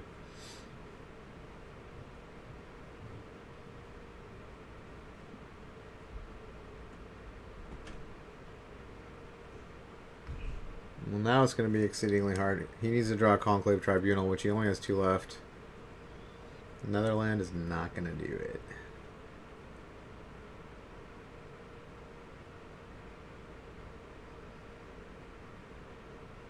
Going to force the trade.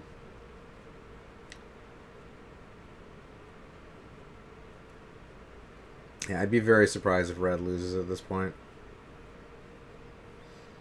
Like, I'd give quick sort the Selesnya player one more draw to get, you know, Conclave Tribunal. Otherwise, it's just going to be too far gone.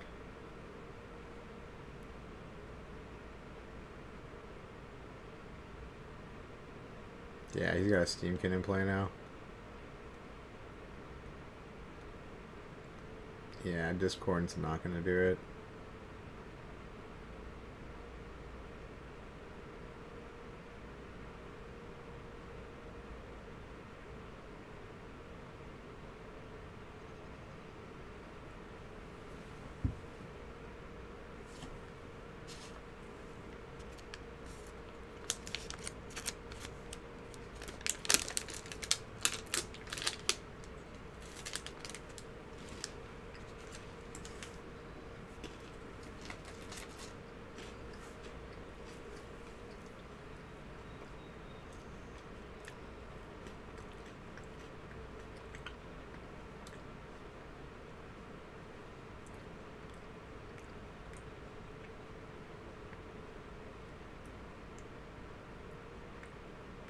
Yeah, now he can just hard cast the light up the stage. Gross. And here comes the power of the Runaway Steamkin.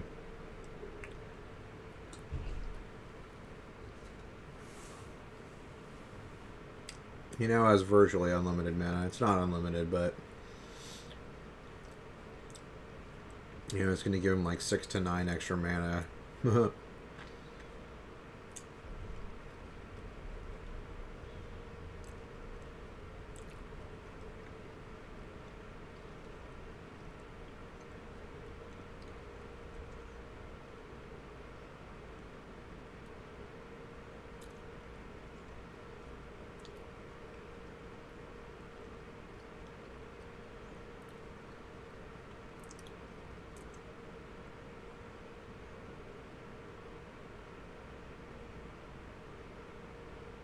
Well, I guess he drew a bunch of expensive stuff. He's not going to use the Steamkin? That's bizarre. I guess he wants a 4/4. Seems kind of weird to me.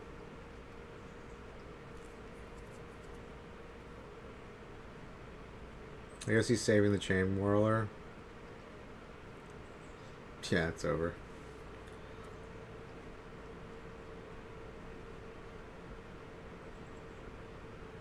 It's amazing how fast people are conceding. You never see this in paper, or you rarely see this in paper Magic. Alright, we got Esper versus Mono Red. He kept a 1-lander, and he did not draw a second land, so this is going to be very, very bad for Quick Sort. Especially since the Esper player's hand's looking pretty strong. This is what you get for playing 17 lands, bruh. Or 18 lands.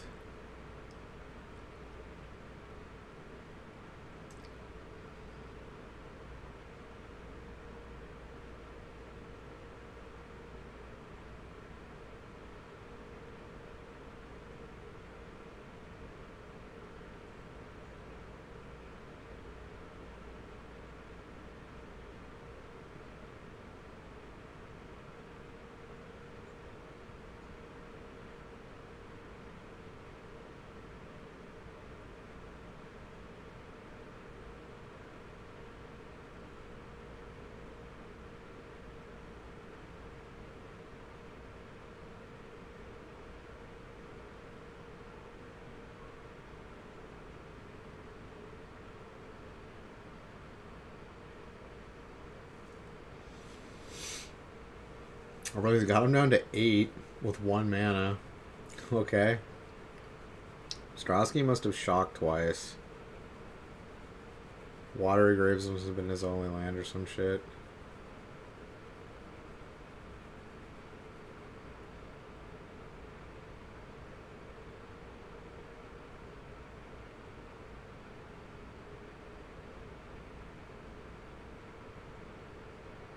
Alright, Teferi's out.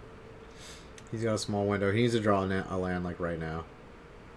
Like right flipping now. Nope.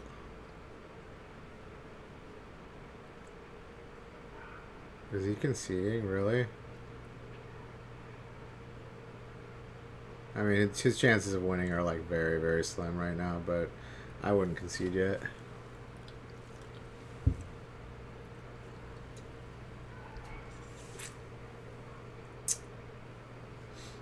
Probably next turn. If he doesn't draw an on next turn. Yeah.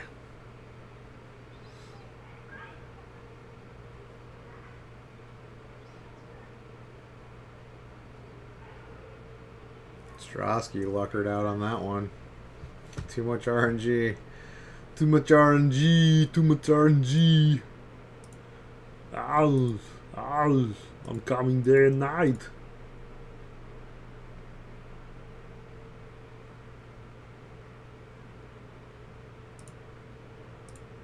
When they watch like a replay.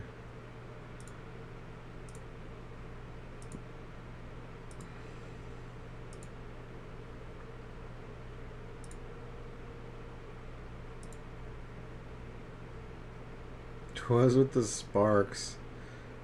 The sparks flying. What is the pyrotechnics? Let's go. Let's go. Mangooch. The gooch. The goocher. Looks like your standard Esper deck. Oh, he's playing 26 land. Playing 26.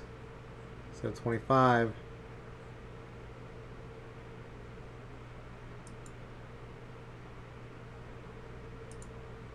Mono white.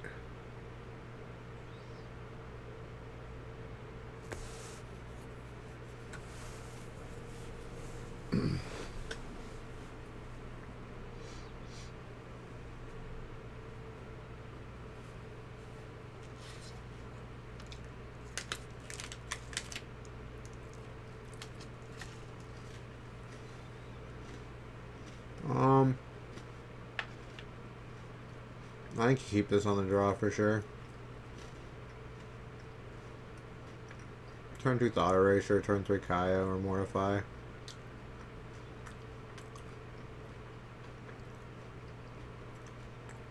I think both of these hands are keeps.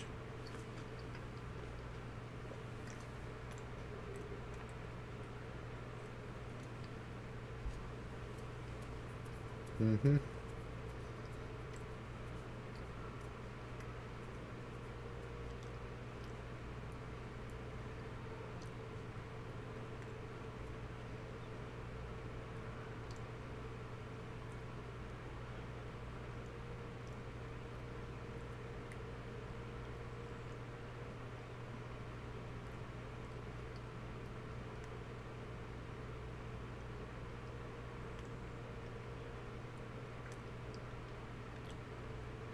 No, he hasn't drawn a third land. That's not good.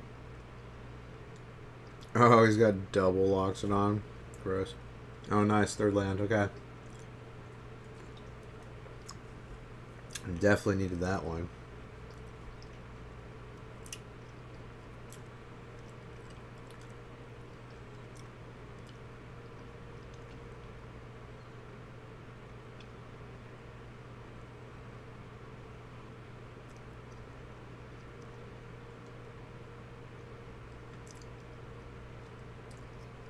So you play the Water Grave, Mortify the Loxodon, I think.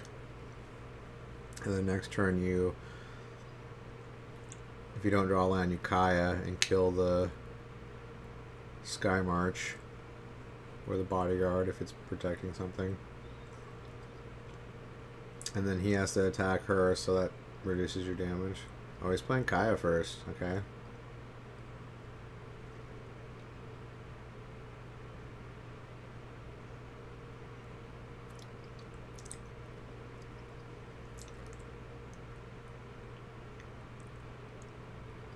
That was a good top deck. Little Legion's Landing, Token Maker. Yeah, I definitely would have killed Loxodon first. You save yourself like 2 life.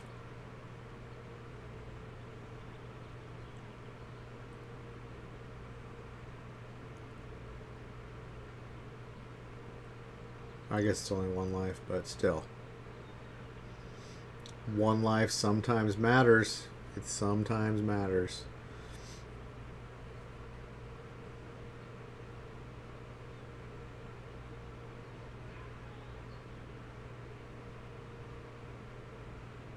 Yeah, this is over though. Well, actually, no, he can 2-spell. What are you doing? You're playing Teferi? Are you shitting me right now? Okay, I guess he can stabilize it too. Yeah, maybe this is the better play.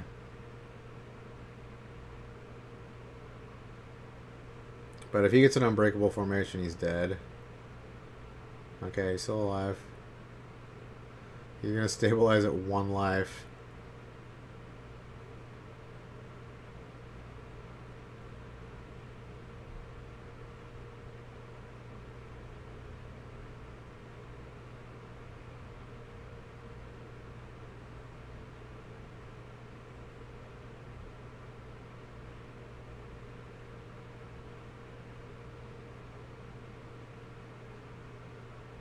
Now, Minguchi's weighing if he wants to play this creature out into a board wipe, but I think he would have board wiped last turn. He definitely would have board wiped last turn if he had it. He certainly could draw it, though.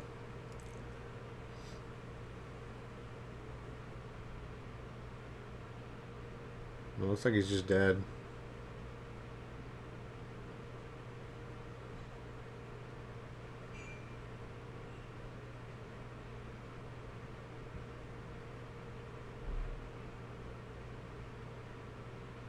Yeah, he needed a board wipe.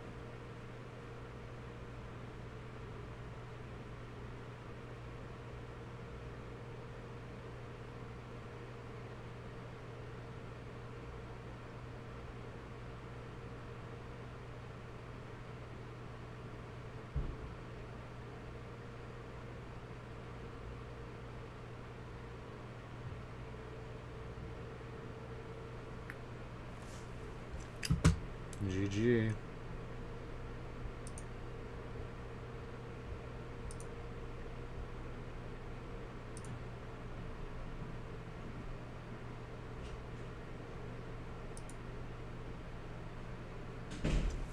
Game 2.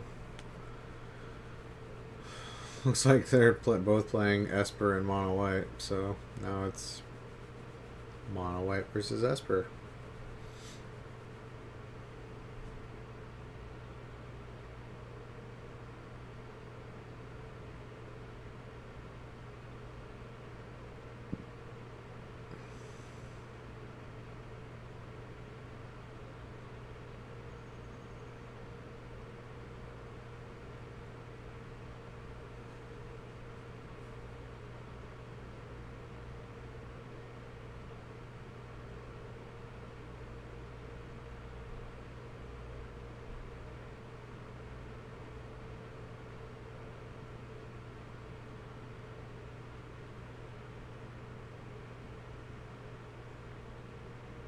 Oh yeah, Minguchi's hand. He's got the board wipe. Yeah, this is pretty. I think this is pretty decided already.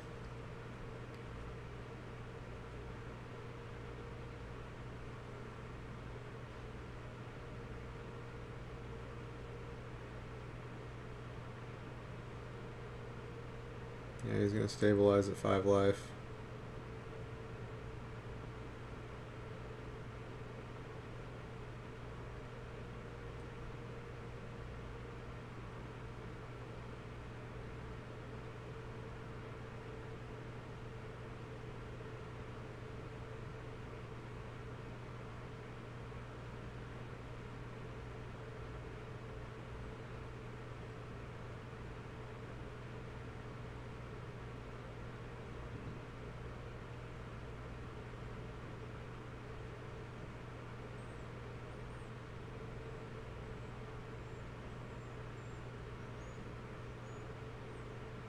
Yeah, it's a fairy. Yeah, this is over. This is over.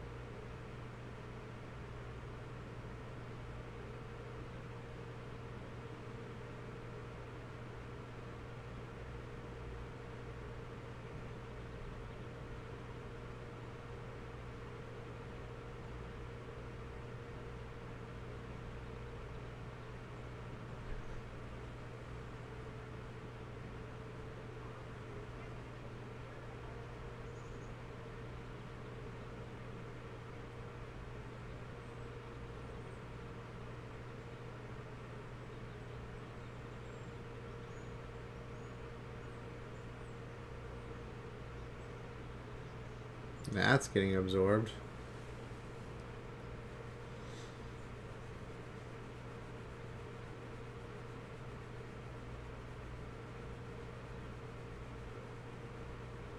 As Gonto flipped. Yeah, this is over. This is over the second Teferi hit the board. Well, really after the board wipe. The board wipe kind of sealed it. Board wipe or bust. It's kind of how it goes with these decks. If you have a board wipe, you beat these mono white / mono red. Well, red's got a little bit more resilience, but these mono white decks and like the token decks, they kind of throw everything they got out on the board. And if you have a board wipe, it's kind of over usually.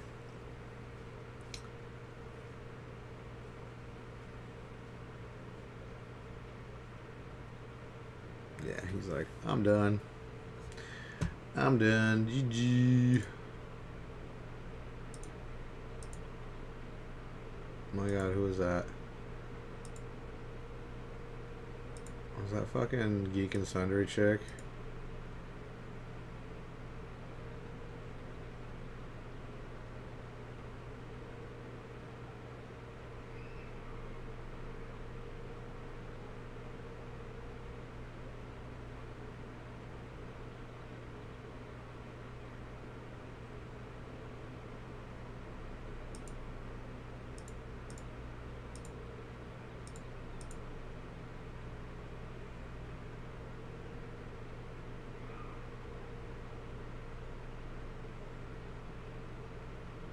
No, it's not her.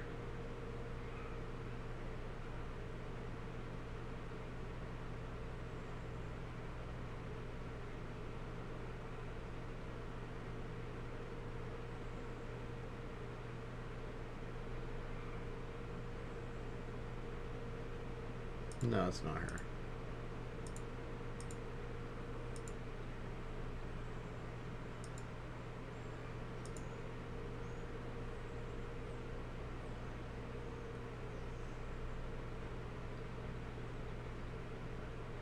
Wait, I already showed the Pyotr Golowski Asian Avenger matches? Or were they going back then? Oh, okay.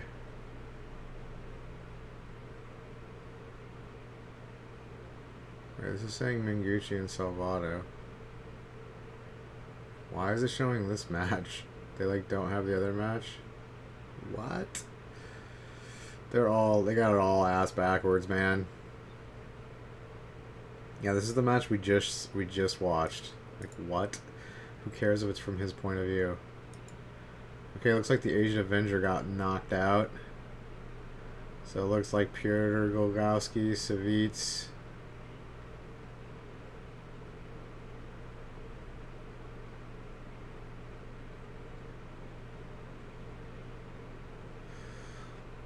No, it's Andre Strasky versus Asian. Okay, there's 2 matches left. 2 matches left. Yeah, that's not, what's her name? Dude, Strasky's tall. Alright, we've already seen you guys' decks. Don't care. You guys are both playing as per control. And... oh yeah, you're playing double Esper and he's playing mono red Esper. Okay, let's go back to the beginning. Alright, let's go. Looks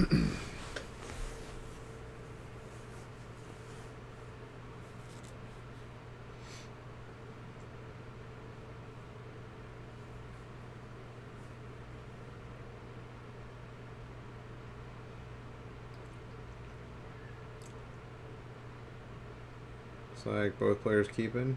Yeah, I think those are both decent. The red player's hand is not very good.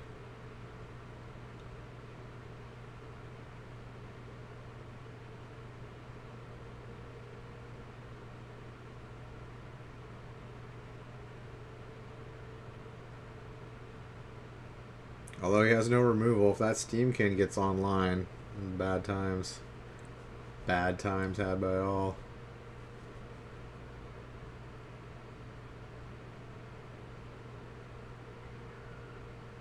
So you going for the light up the stage? Okay, I guess he wants to hit a land drop.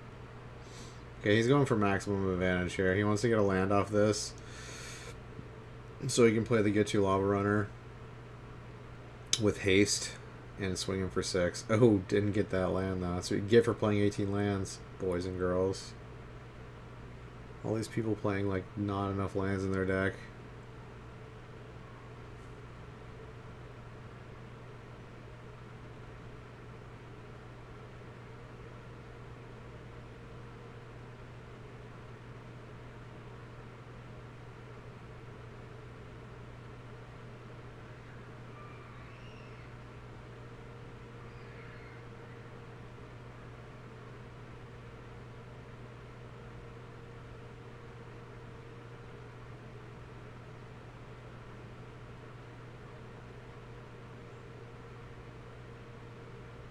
Yeah, I think you just play Fireband, swing in for 5, light up the stage.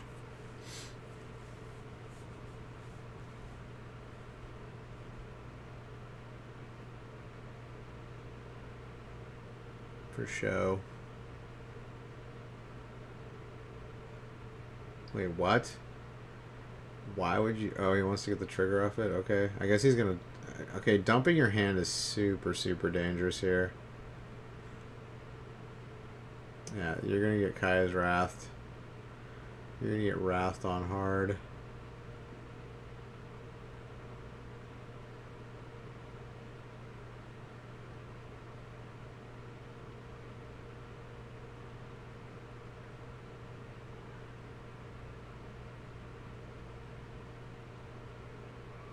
Yeah, I can see Lightning Strike, yeah.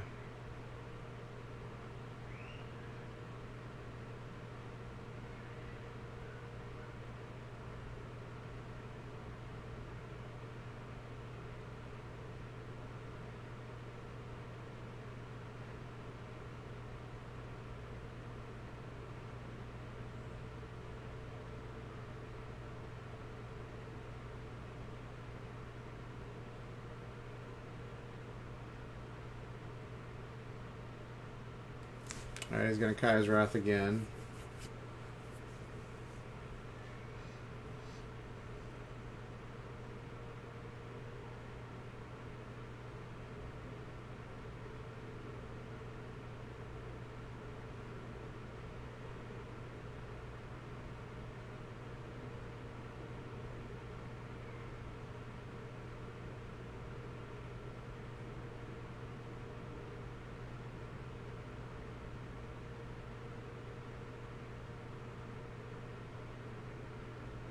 All that life gain. Even after red had all that, just double board wipe and life gain. Just got there.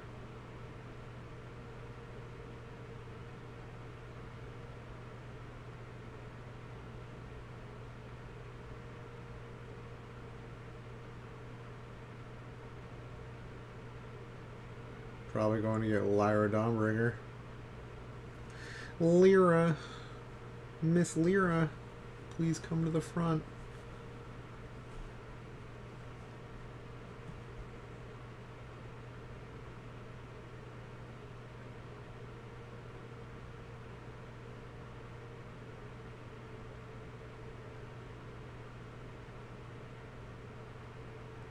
Oh, Experimental Frenzy off the top. Get there.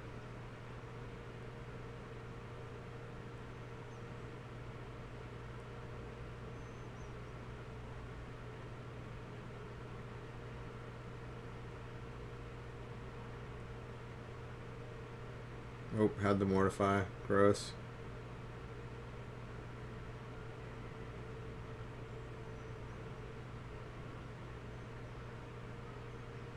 Wait. Do not play that first. What are you doing? You should have attacked. Then Firebranded and Chain Whirler and killed the Lyra Dawnbringer. That was a bad play. I think he's realizing that now. The only way you win is removing that Lyra, and that was your only way to surprise him, but you didn't surprise him. You played it first. Why would you do that? Oh, man. Oh, man, oh, man, oh, man.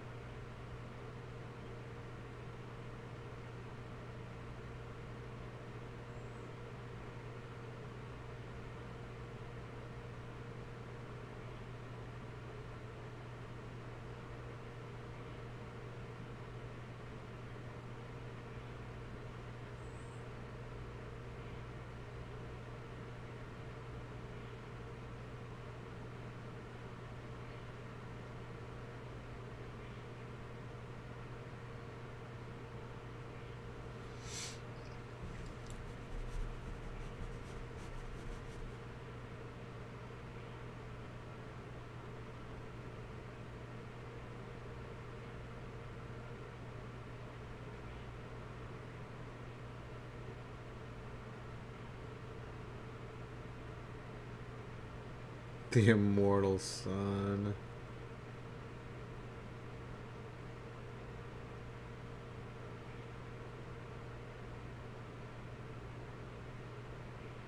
Yeah, I think you should have gone for it the first turn when he was tapped out. I mean, like, if he didn't block, that puts him down to 5 life. That's with a Fanatical Firebrand on the table, that's a big liability with 1 card in hand. Like, you could easily draw the burn.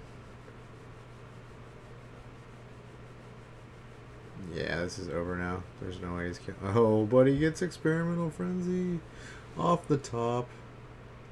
He needs to get really lucky off this, though.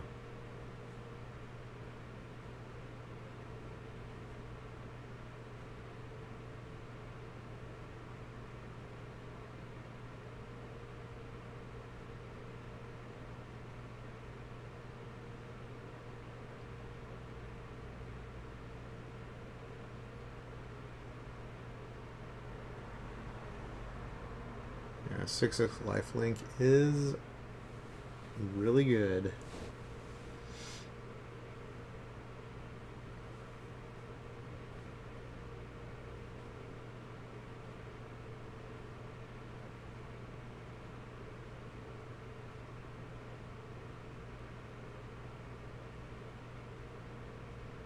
I'm not sure I would have played that Cry of the Carnarium.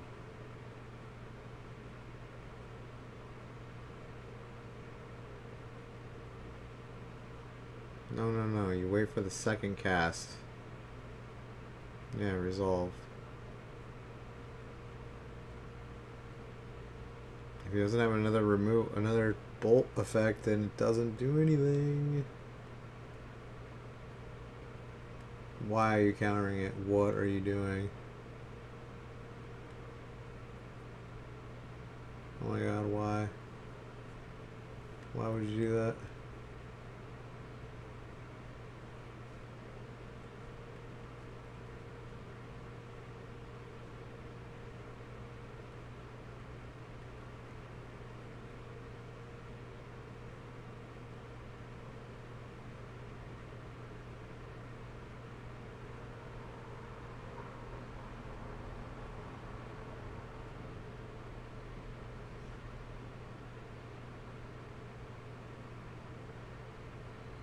Oh my god, light up the stage. Is he gonna win right here? Dude, he could win right here. You just need 2 1-drops. Oh.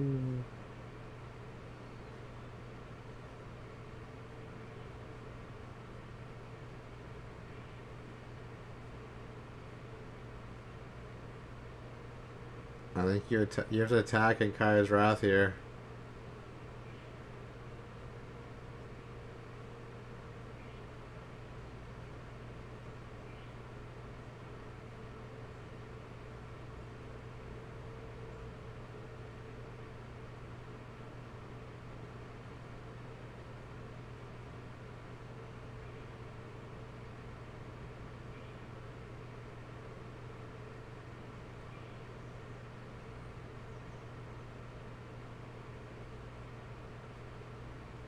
Yeah, might as well play the second Frenzy if he has a... Oh.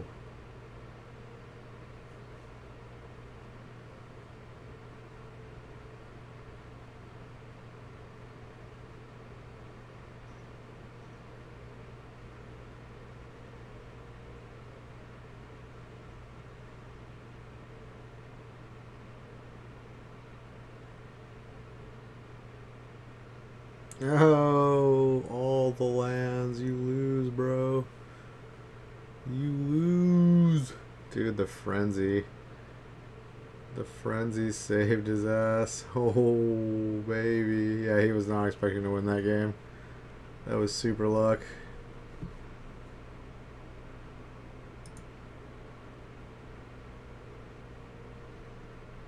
Strosky wants it. He wants a piece of that 250K. What's a piece? Oh god, now we got Esper versus Esper. So boring. Okay.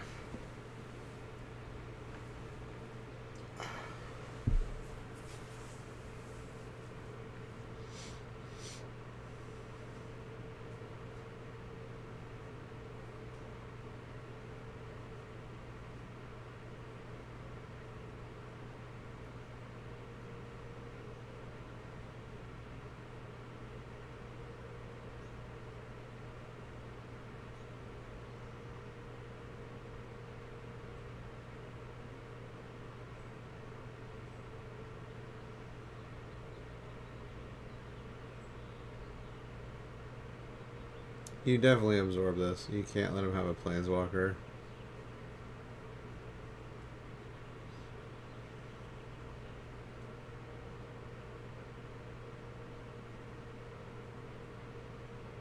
He's gonna let him have it, okay.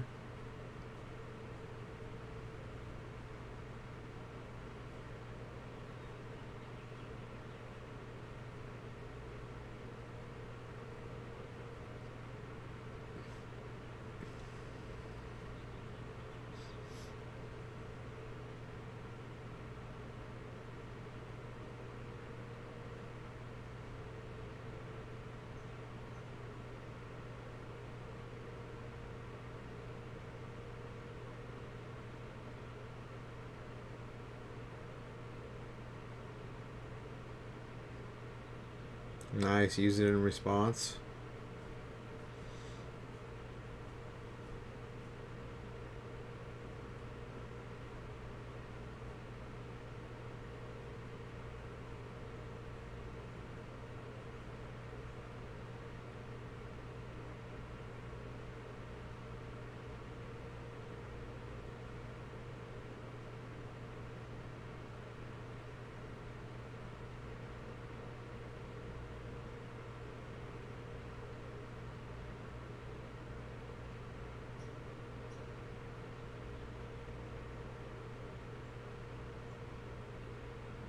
Little Nezahal, yeah.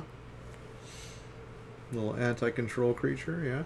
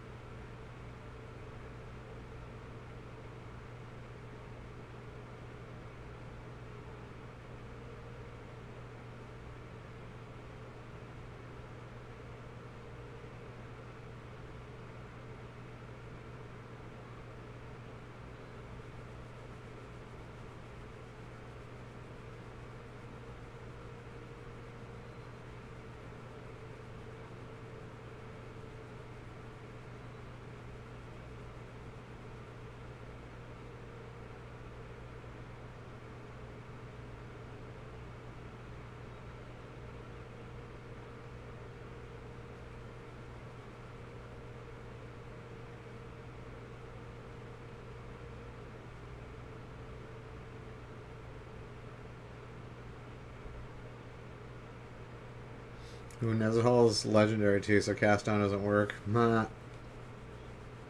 Get wrecked.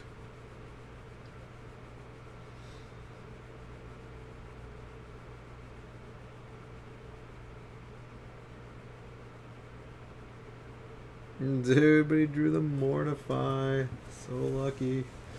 So lucky.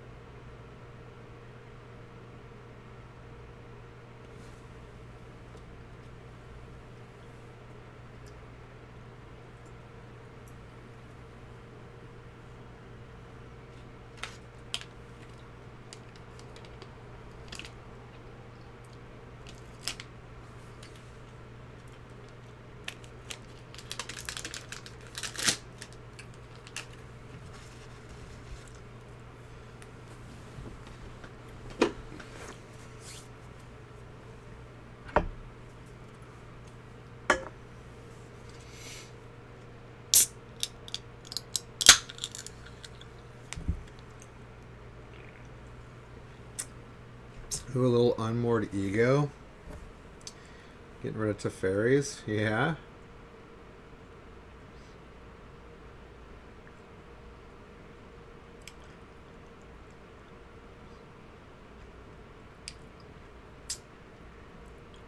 Seems pretty hard to win now.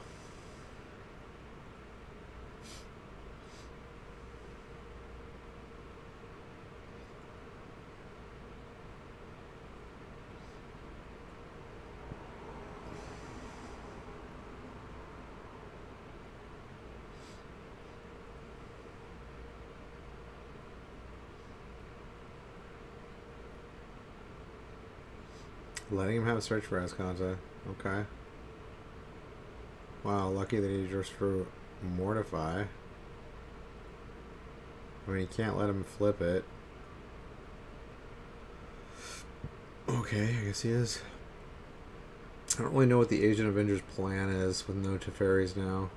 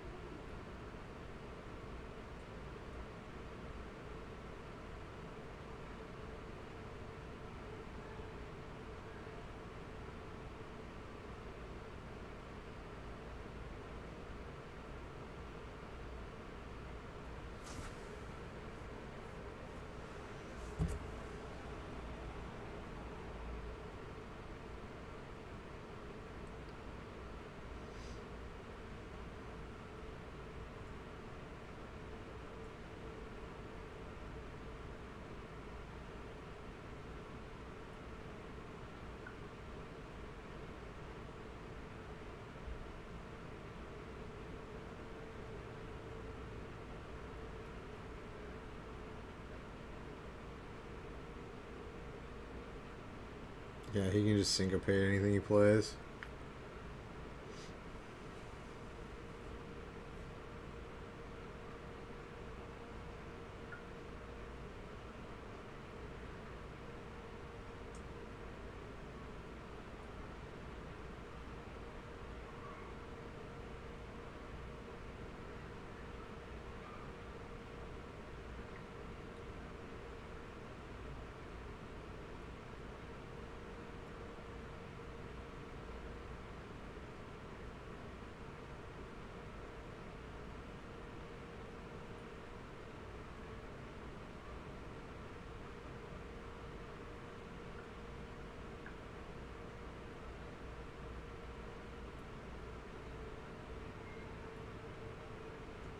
Yeah, this is over now.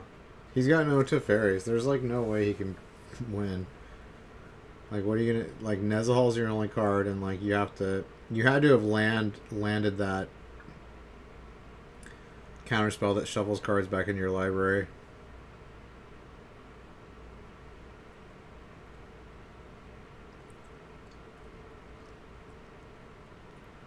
Well, I guess he's got that one copy of the shuffle target player's library back into their or graveyard back into their library.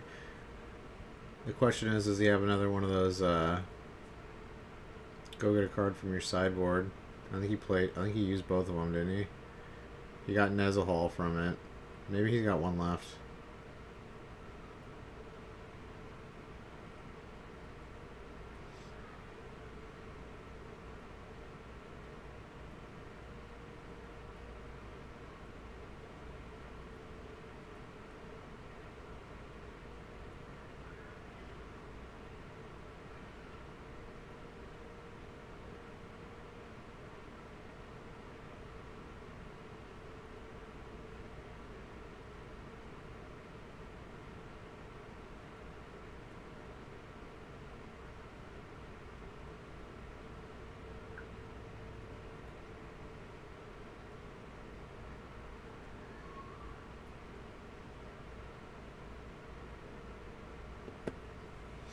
He's got so many lands in play.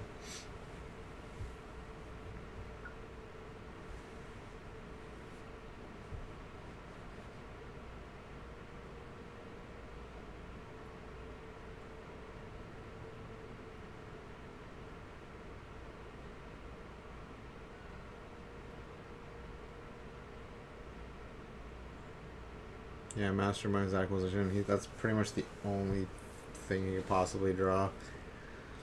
But now he has a negate. It's over. There's like nothing he can do.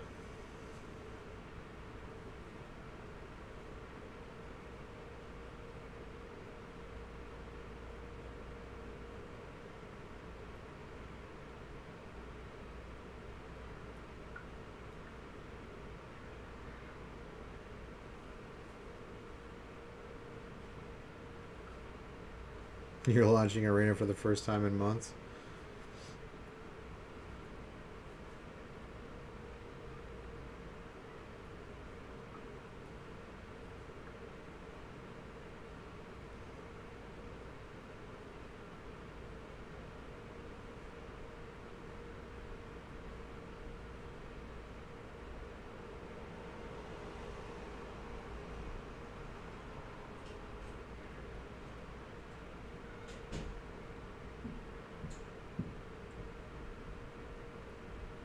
He knows exactly how his deck stacks, except for those 2 cards right there. Nah, only 9 cards left in his deck.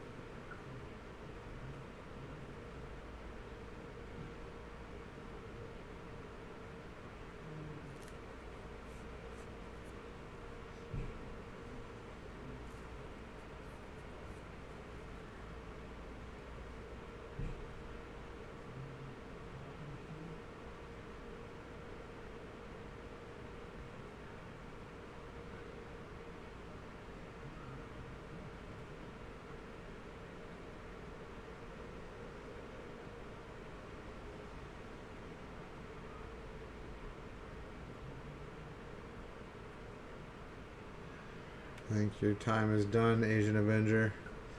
Barely missed that top 4, bruh.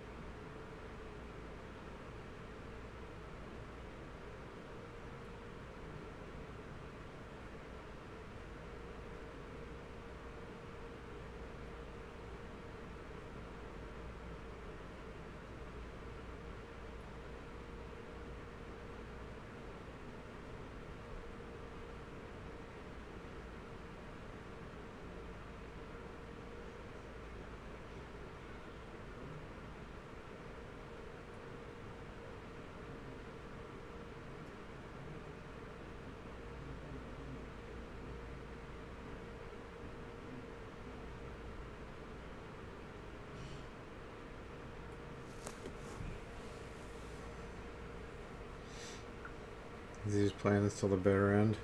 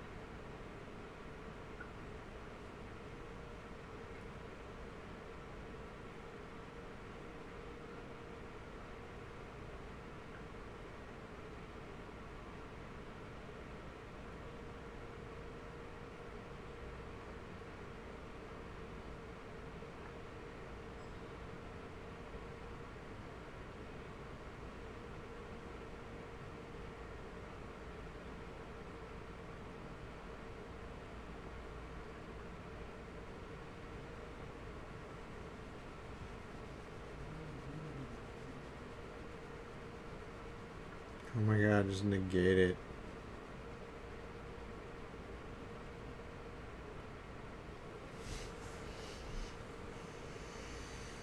There's like no way you can lose.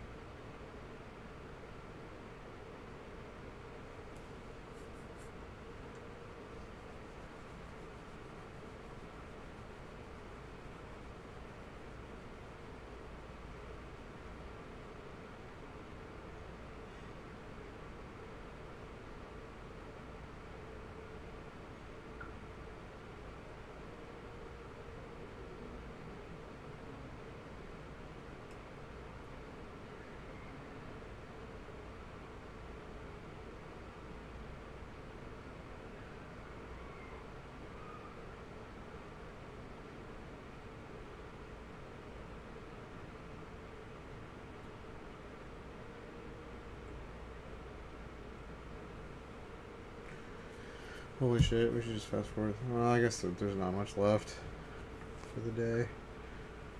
There's only one match after this.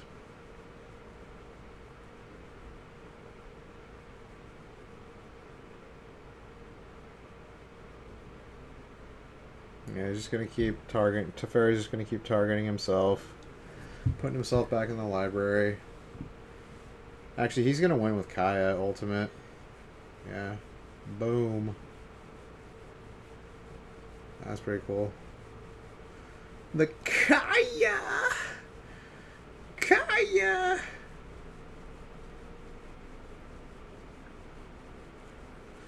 Oh, your Asian brethren.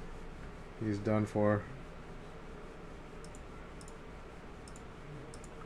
Strosky, top 4, yo. Okay, it's just re-showing highlights.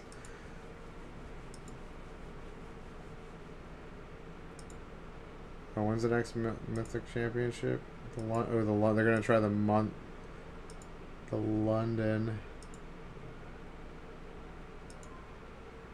I think it's in April. Oh, no, it's in May, I think.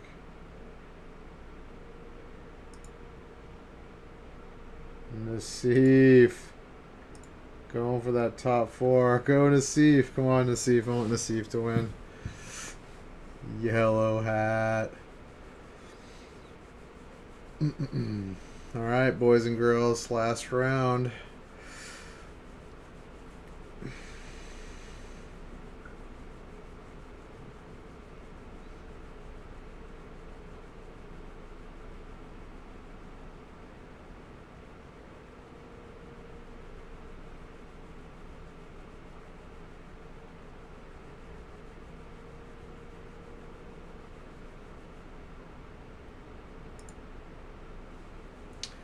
Look at his Teamer Reclamation list again. Kills you with Expansion Explosion or Niv Mizzet.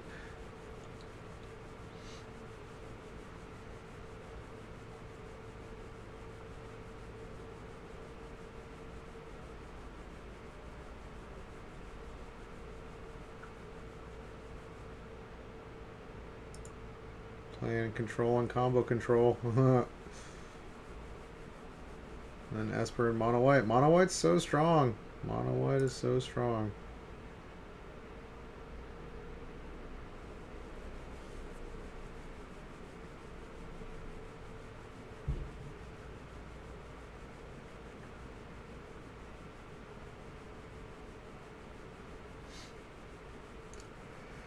Is that a keep? I don't know if that's a keep.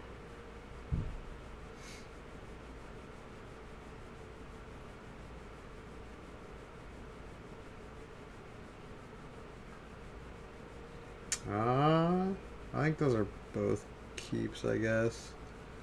It's not the best on Nassif's side, but it's also not the best on Mengucci's side, but I think they're both going to keep. Yeah.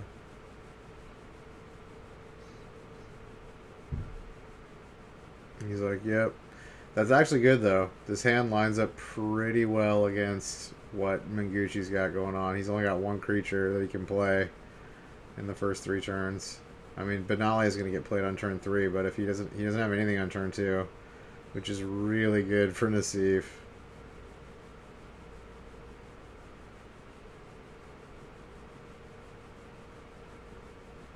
I mean, I think you play the Stomping Ground here, don't you, untapped? You're going to take 2 damage either way.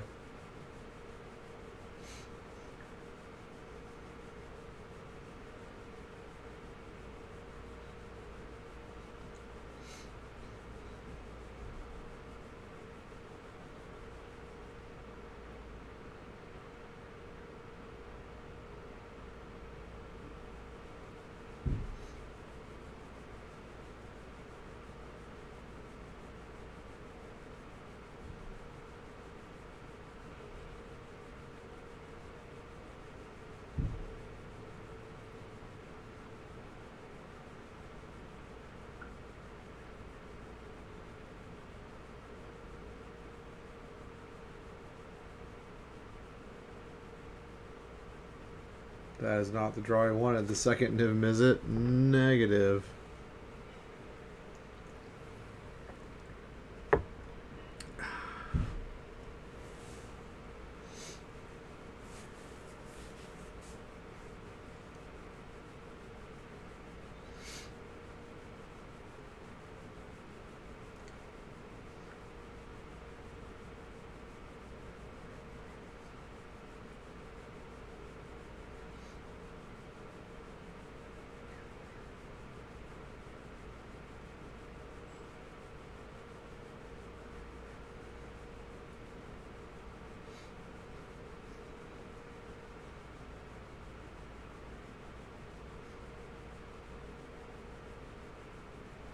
Are you bluffing a counterspell there, Nassif? You're still not shipping firing, huh? That's it's ballsy. I guess maybe he's just figuring he...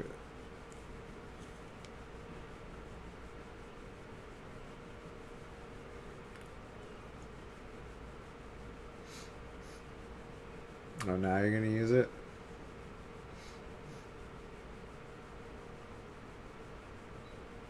Oh, because he wants to expansion it. Okay. Okay. Good call.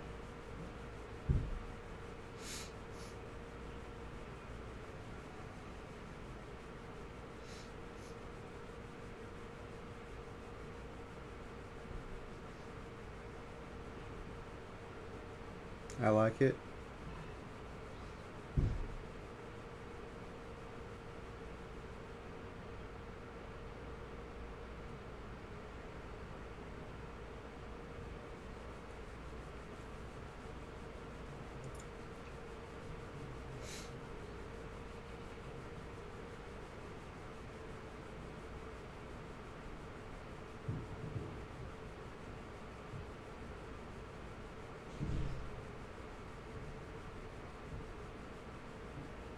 It's a pretty good draw. Pretty good draw. Sinister Sabotage. Pretty good draw. He's going to throw out Wilderness Reclamation, have Sabotage up.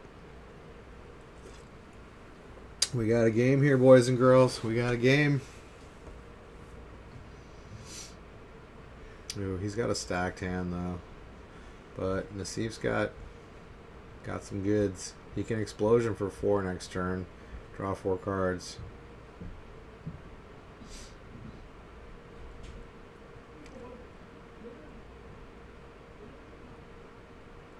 He's definitely countering whatever he plays. Yeah, that's getting countered 100%.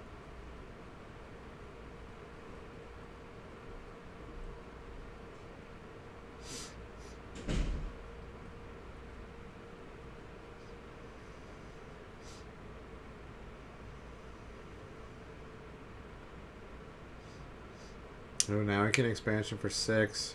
Okay. Probably just going to fire it off with the Loxodon for 6.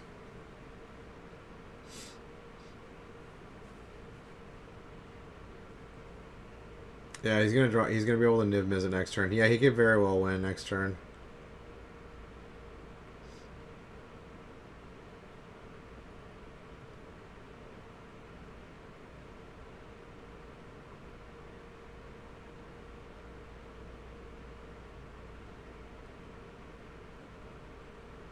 Question is he going to draw 6? Okay, yeah, he's doing it for the full amount.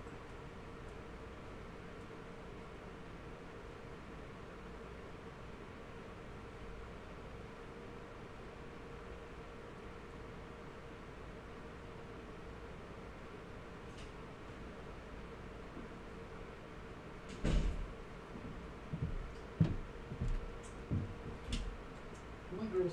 Come on. Food.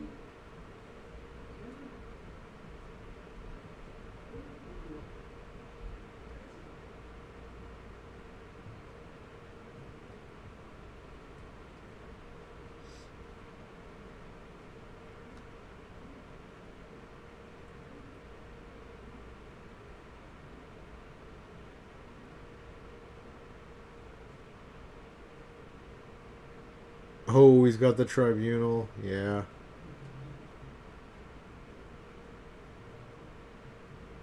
Well, yeah, let's see if I think you're done for.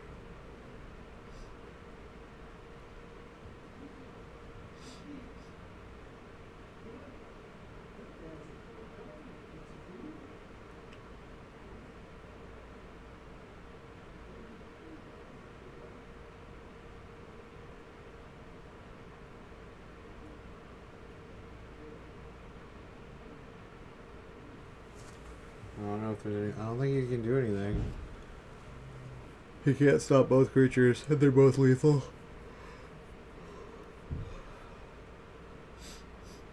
Did he totally top deck that Conclave Tribunal too? Not a bad top deck.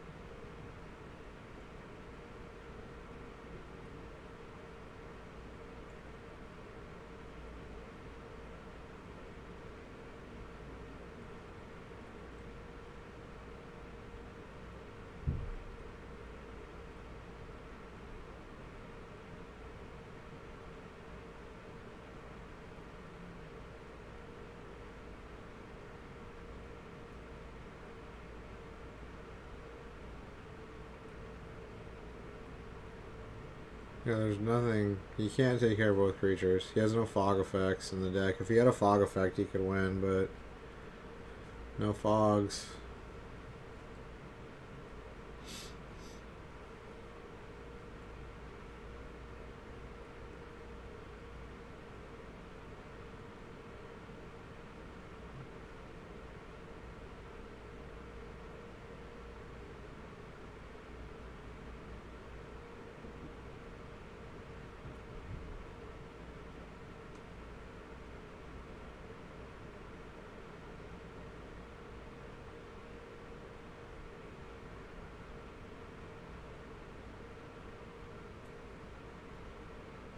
Yeah, he needs like a lava coil. Or not, a lava coil wouldn't even do it. He needs like a some kind of instant speed removal beyond. He really needs a fog effect. If he had a fog effect, he could win easily, but I don't think he's gotten in the deck.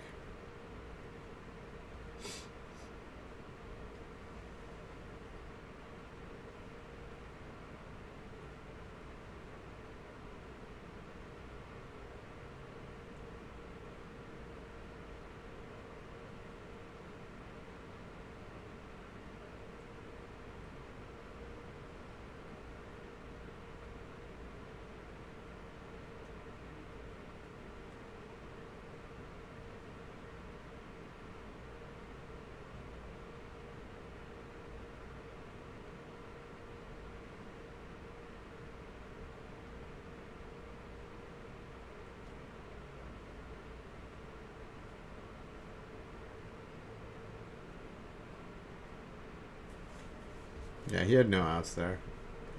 He knew he had no outs.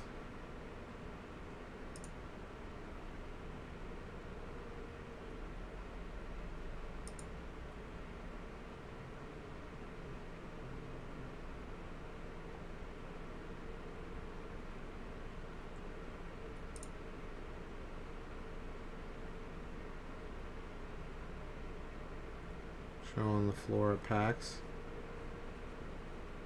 A little Overwatch cosplay. Black Widow. Alright, game 2.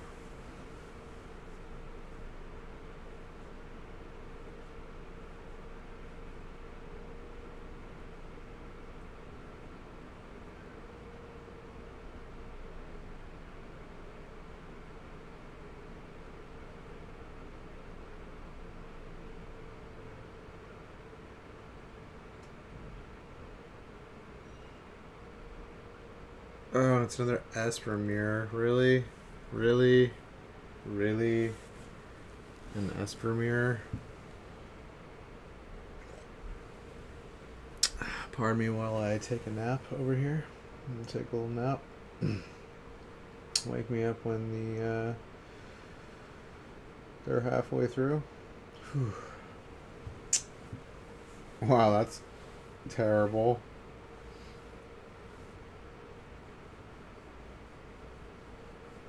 If you're sitting across from each other in the same room, it kind of defeats the PC part of it. Yeah. What can you do? They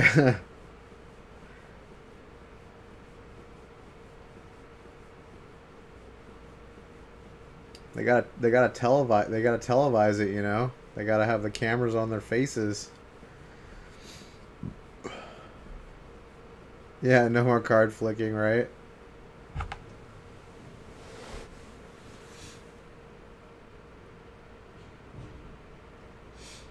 How you doing, man? How you doing, Mr. Silly Dead Clown? Dude, you got your two fellow Europeans trying to get into the top 4 here. Are you rooting for the Frenchman or the Italian? Probably the Frenchman, right? Because half your country speaks French, right? And you're like right next to France. I dislike both. I like Gabriel Nassif. I'd like to see Nassif win, but they both have really bad hands.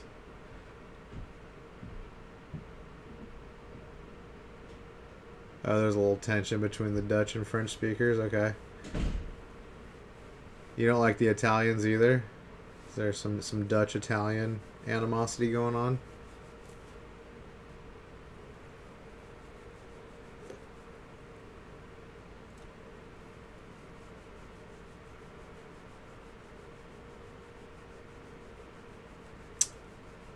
You didn't like Italy?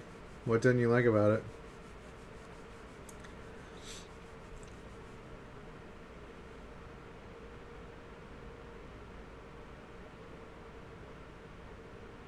The people were not awesome? Well, okay then.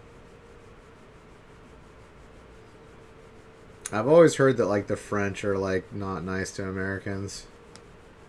But I haven't heard that about any other places in Europe.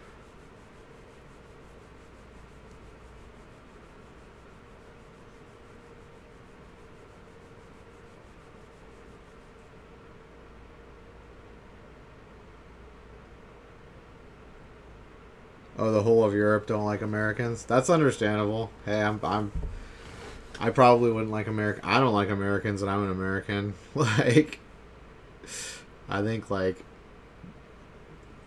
except for the coastlines of America, except for like the 3, you know, the 9 states on the coastlines or whatever. Like, the other like 40 states are like kind of shitty. Dude, it's not even Social Security, it's like healthcare. Healthcare is like the main thing that we don't have here. Like universal healthcare.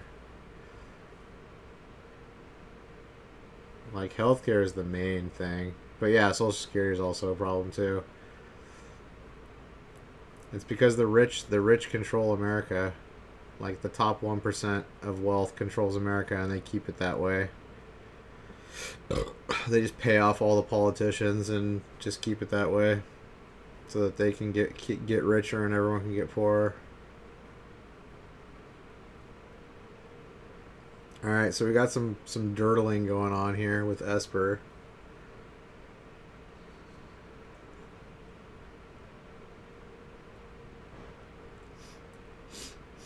No, people are stupid here. That's what I'm saying. People are idiots and they believe what the rich people in power are telling them. Like everyone is brought up to believe that you're going to be a millionaire in America. There's just way too many stupid people that believe that. And they think somehow that like that like paying more of their paycheck is gonna be more money in the long run when it's way less money in the long run.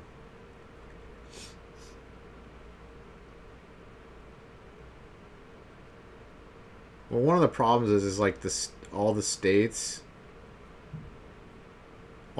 should be their own countries here. Like all the states should have their own governing policies and not have to go. There shouldn't be like America's too fucking big. Like it's too big to like be one country. Like it just doesn't work. Doesn't work. Like California wants to secede from they were trying to like secede from America and like be their own country. California is like 70% or something of the GNP of America. Like all those other shitty trash states that like decide like elections and shit, like the South and like all those crappy red states that like are a bunch of rednecks and fucking racists and prejudiced people. Like I don't want those people's fucking opinions or their votes. Like fuck them. Like they're pieces of shit. Like they can have their own country. I want to just like separate those states and they can have their own fucking country. Like the South can have their own country and they can just fucking do their own thing. Because if that were to happen, they'd be fucked. They'd be so fucked because they're a bunch of idiots. Idiots don't have good countries. And they're like dragging down the rest of the country because they're a bunch of morons.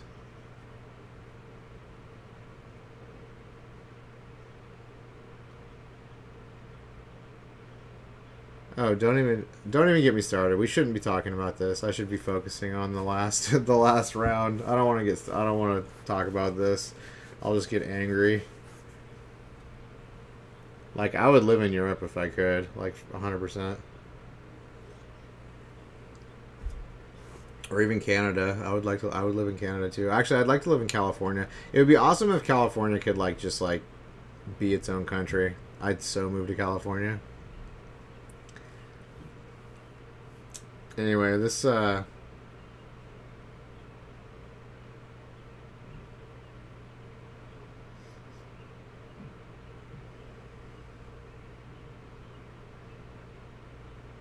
game's looking pretty over.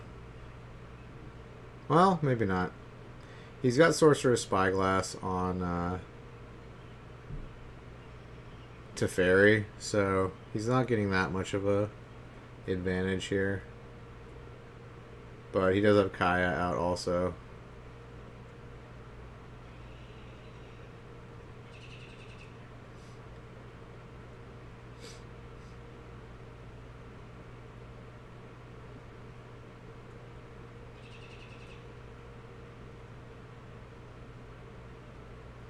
.5 speed, yeah.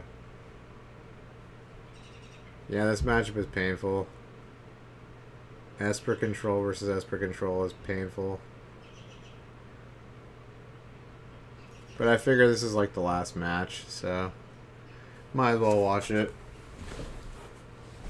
Like without fast forwarding it.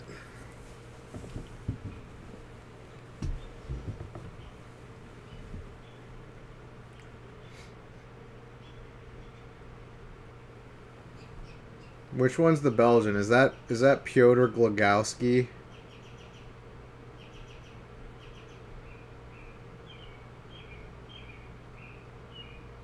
Lucas, he's not in the top 4. He's Dunsky. I don't know who that is. Is it Lucas Blohan? He wasn't even in the tournament, was he? I don't know who that is. Who Lucas is? You don't like him? Is there anyone you do like?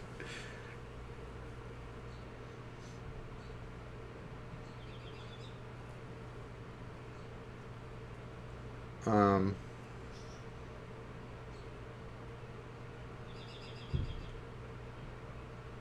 no, the three people that are in the top four are Andre Strosky, um,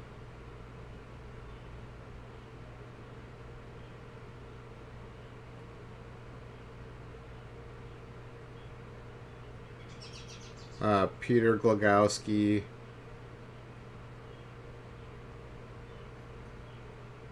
Savitz, the guy who plays Hearthstone players in the top four. He's from like Denmark, I think. Blonde dude. His name's Savitz. I think that's his last name. And then the winner of this is in the top four too.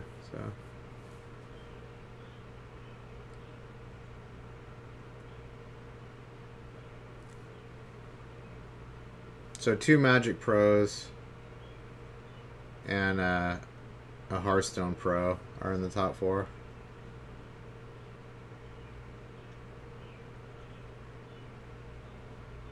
And Savitz is a streamer too, but he's also a Hearthstone Pro, so turned Magic Pro, apparently.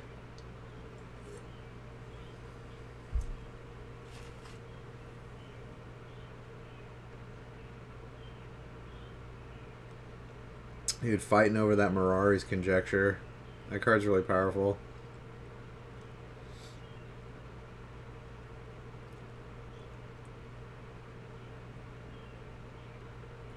Oh wait, they weren't fighting. He was just getting. It was already out. Oh, Mengucci. Mengucci's quitting already. Wow. I can't believe he conceded right there.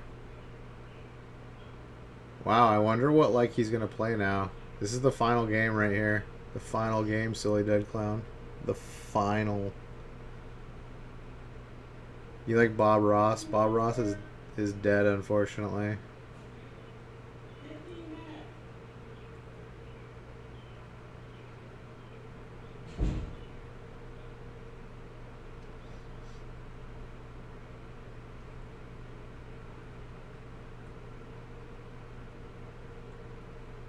Yeah, I know. They broadcast the show on Twitch. I know. That's crazy.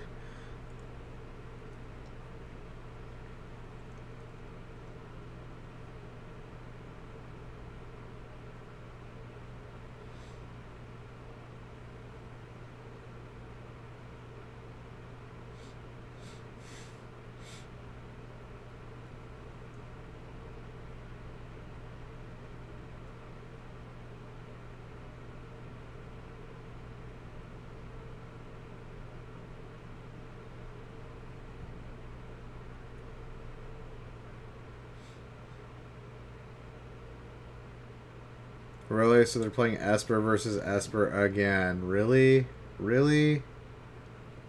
Really?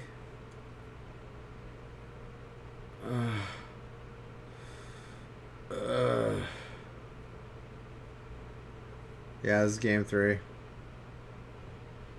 But how it works, silly dead clown, is each person brings 2 decks, right? They bring 2 decks, and then it's random what deck they play first. Like, it's randomly chosen.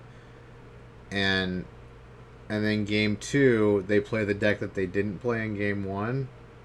And then if there's a game 3, they get to choose which deck to play. And it's all best of ones. So there's no sideboard. There's no sideboards. And it's a coin flip to see who goes first each of the games. It's basically like Hearthstone. Yeah, it is kind of awful, actually. They're kind of making it like Hearthstone, which I hope it doesn't stay this way. I hope the next tournament they do it like normal. Because this just makes it so much more random. Like, it adds way more variance when you do it this way.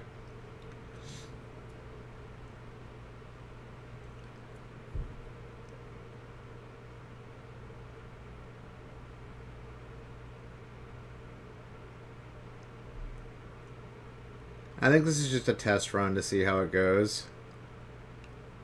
And they're going to get feedback. Because they tried this at card stores, too. Okay, so Nassif's got Search for Esconta out. That's good.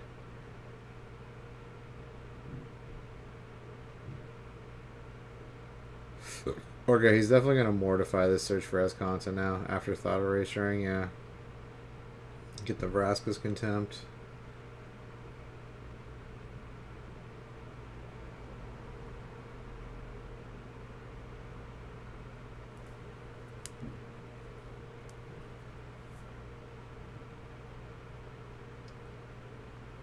No, there isn't the restriction like that. Like, there was a dude that was playing 2 Esper decks that were, like, only slightly different from each other.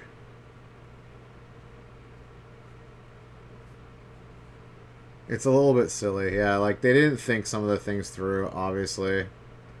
But they're definitely trying to be like Hearthstone. Like, this is very much like Hearthstone is. Except in Hearthstone, like, you bring, like, 3 or 4 decks, and then your opponent gets to choose one that you can't play. And he does the same for you. And then if you win with a deck, you can't play that deck anymore. And it's usually, like, best of 5, I think. It's like, if it's 3 decks. And, they're all best of 1s. And then if you lose with the deck, you can play it again, or you can play one of your other decks. Okay, so Mastermind's Acquisition. This card lets you have a sideboard, though. So they have sideboards just for this card. But otherwise the sideboard isn't used.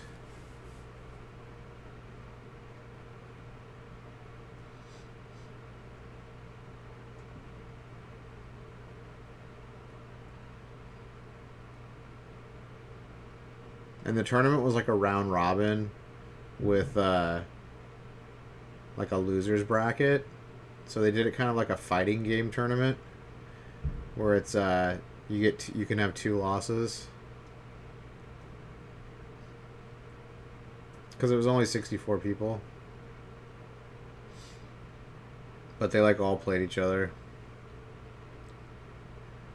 Who, the Immortal Sun? Oh, got that Immortal Sun. Gross.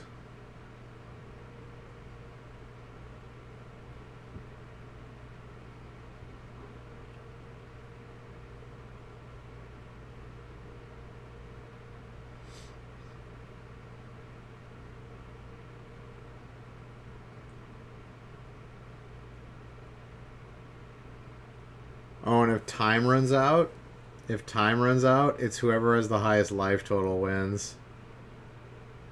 Which is so dumb too. Like, Jerry Thompson lost his match because they ran out of time and he had less life than the red player, even though he was gonna win like next turn. He was gonna win like the next turn.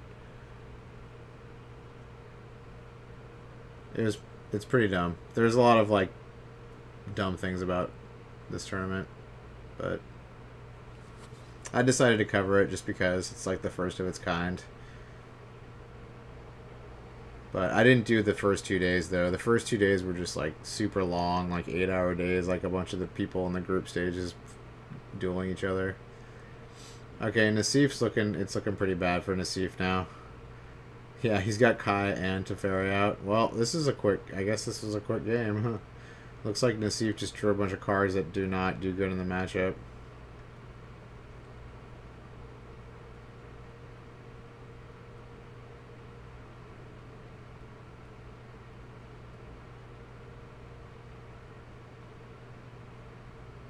Yeah, I'm gonna cover the top 4 tomorrow too. If you want to come hang out,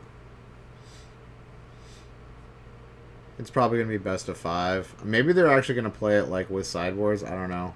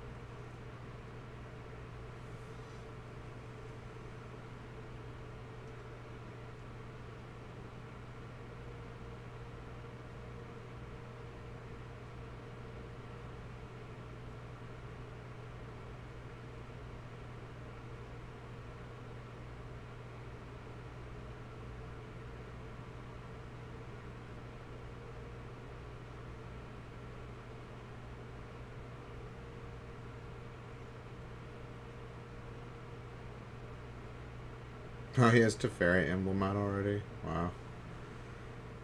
Yeah, this is over. Poor Nassif. So close. So close. It's so far away. Oh, Mingucci's getting in the top 4. Mingucci, the Gooch. The Goocher. The Goocherama.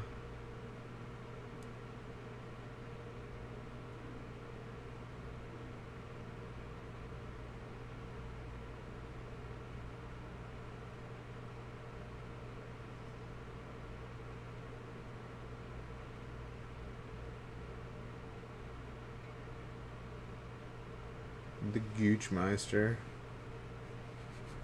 The Goochinator.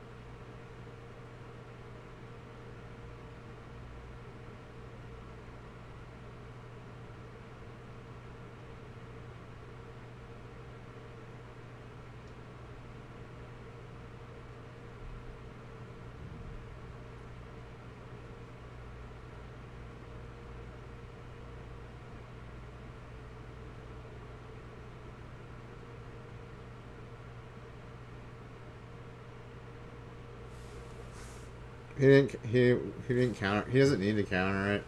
He's only saving the counters for like the acquisition card that lets him get like cards out of his sideboard. Because he's already got Teferi's emblem out. There's like nothing he can do, and he's got Kaya on the board. Kaya is about to ultimate and like kill him probably. It really doesn't matter what Nassif does at this point. Like it's too far gone. He's kind of just playing because it's the last game of the day, and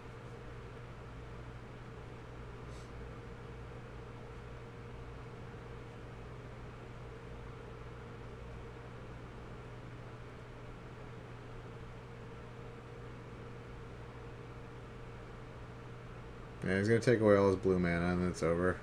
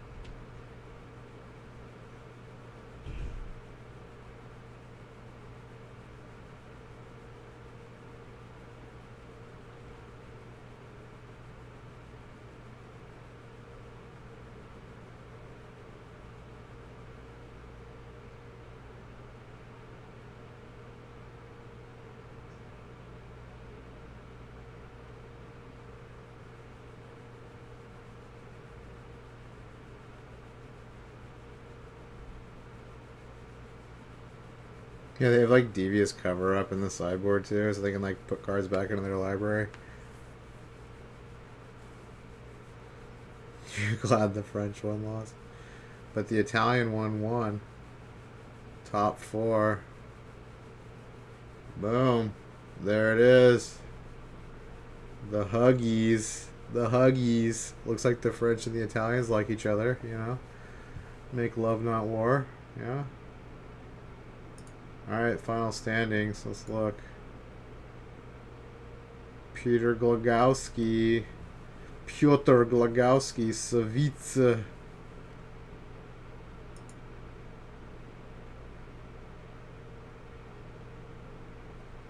Wait, what? Strasky and... Wait, they still have to play? Wait.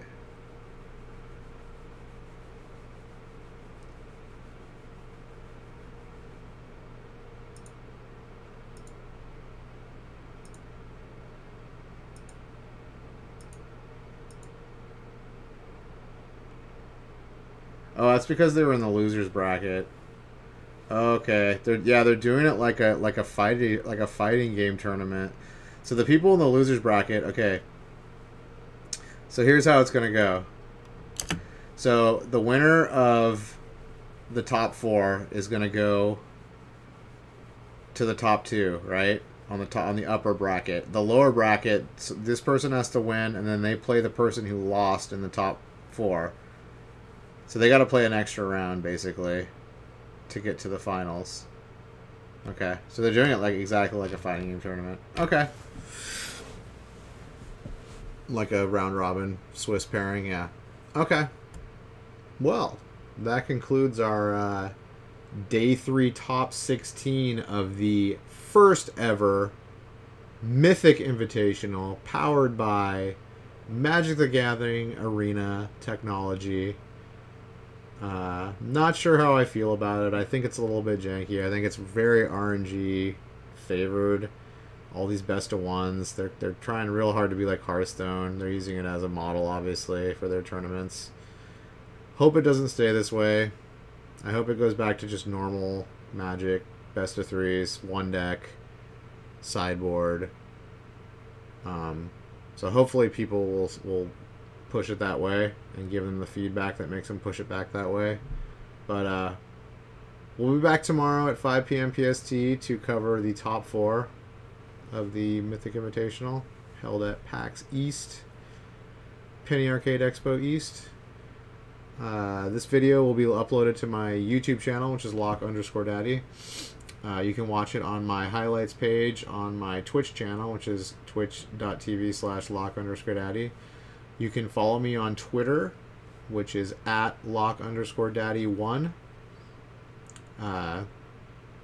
Yeah. See you tomorrow.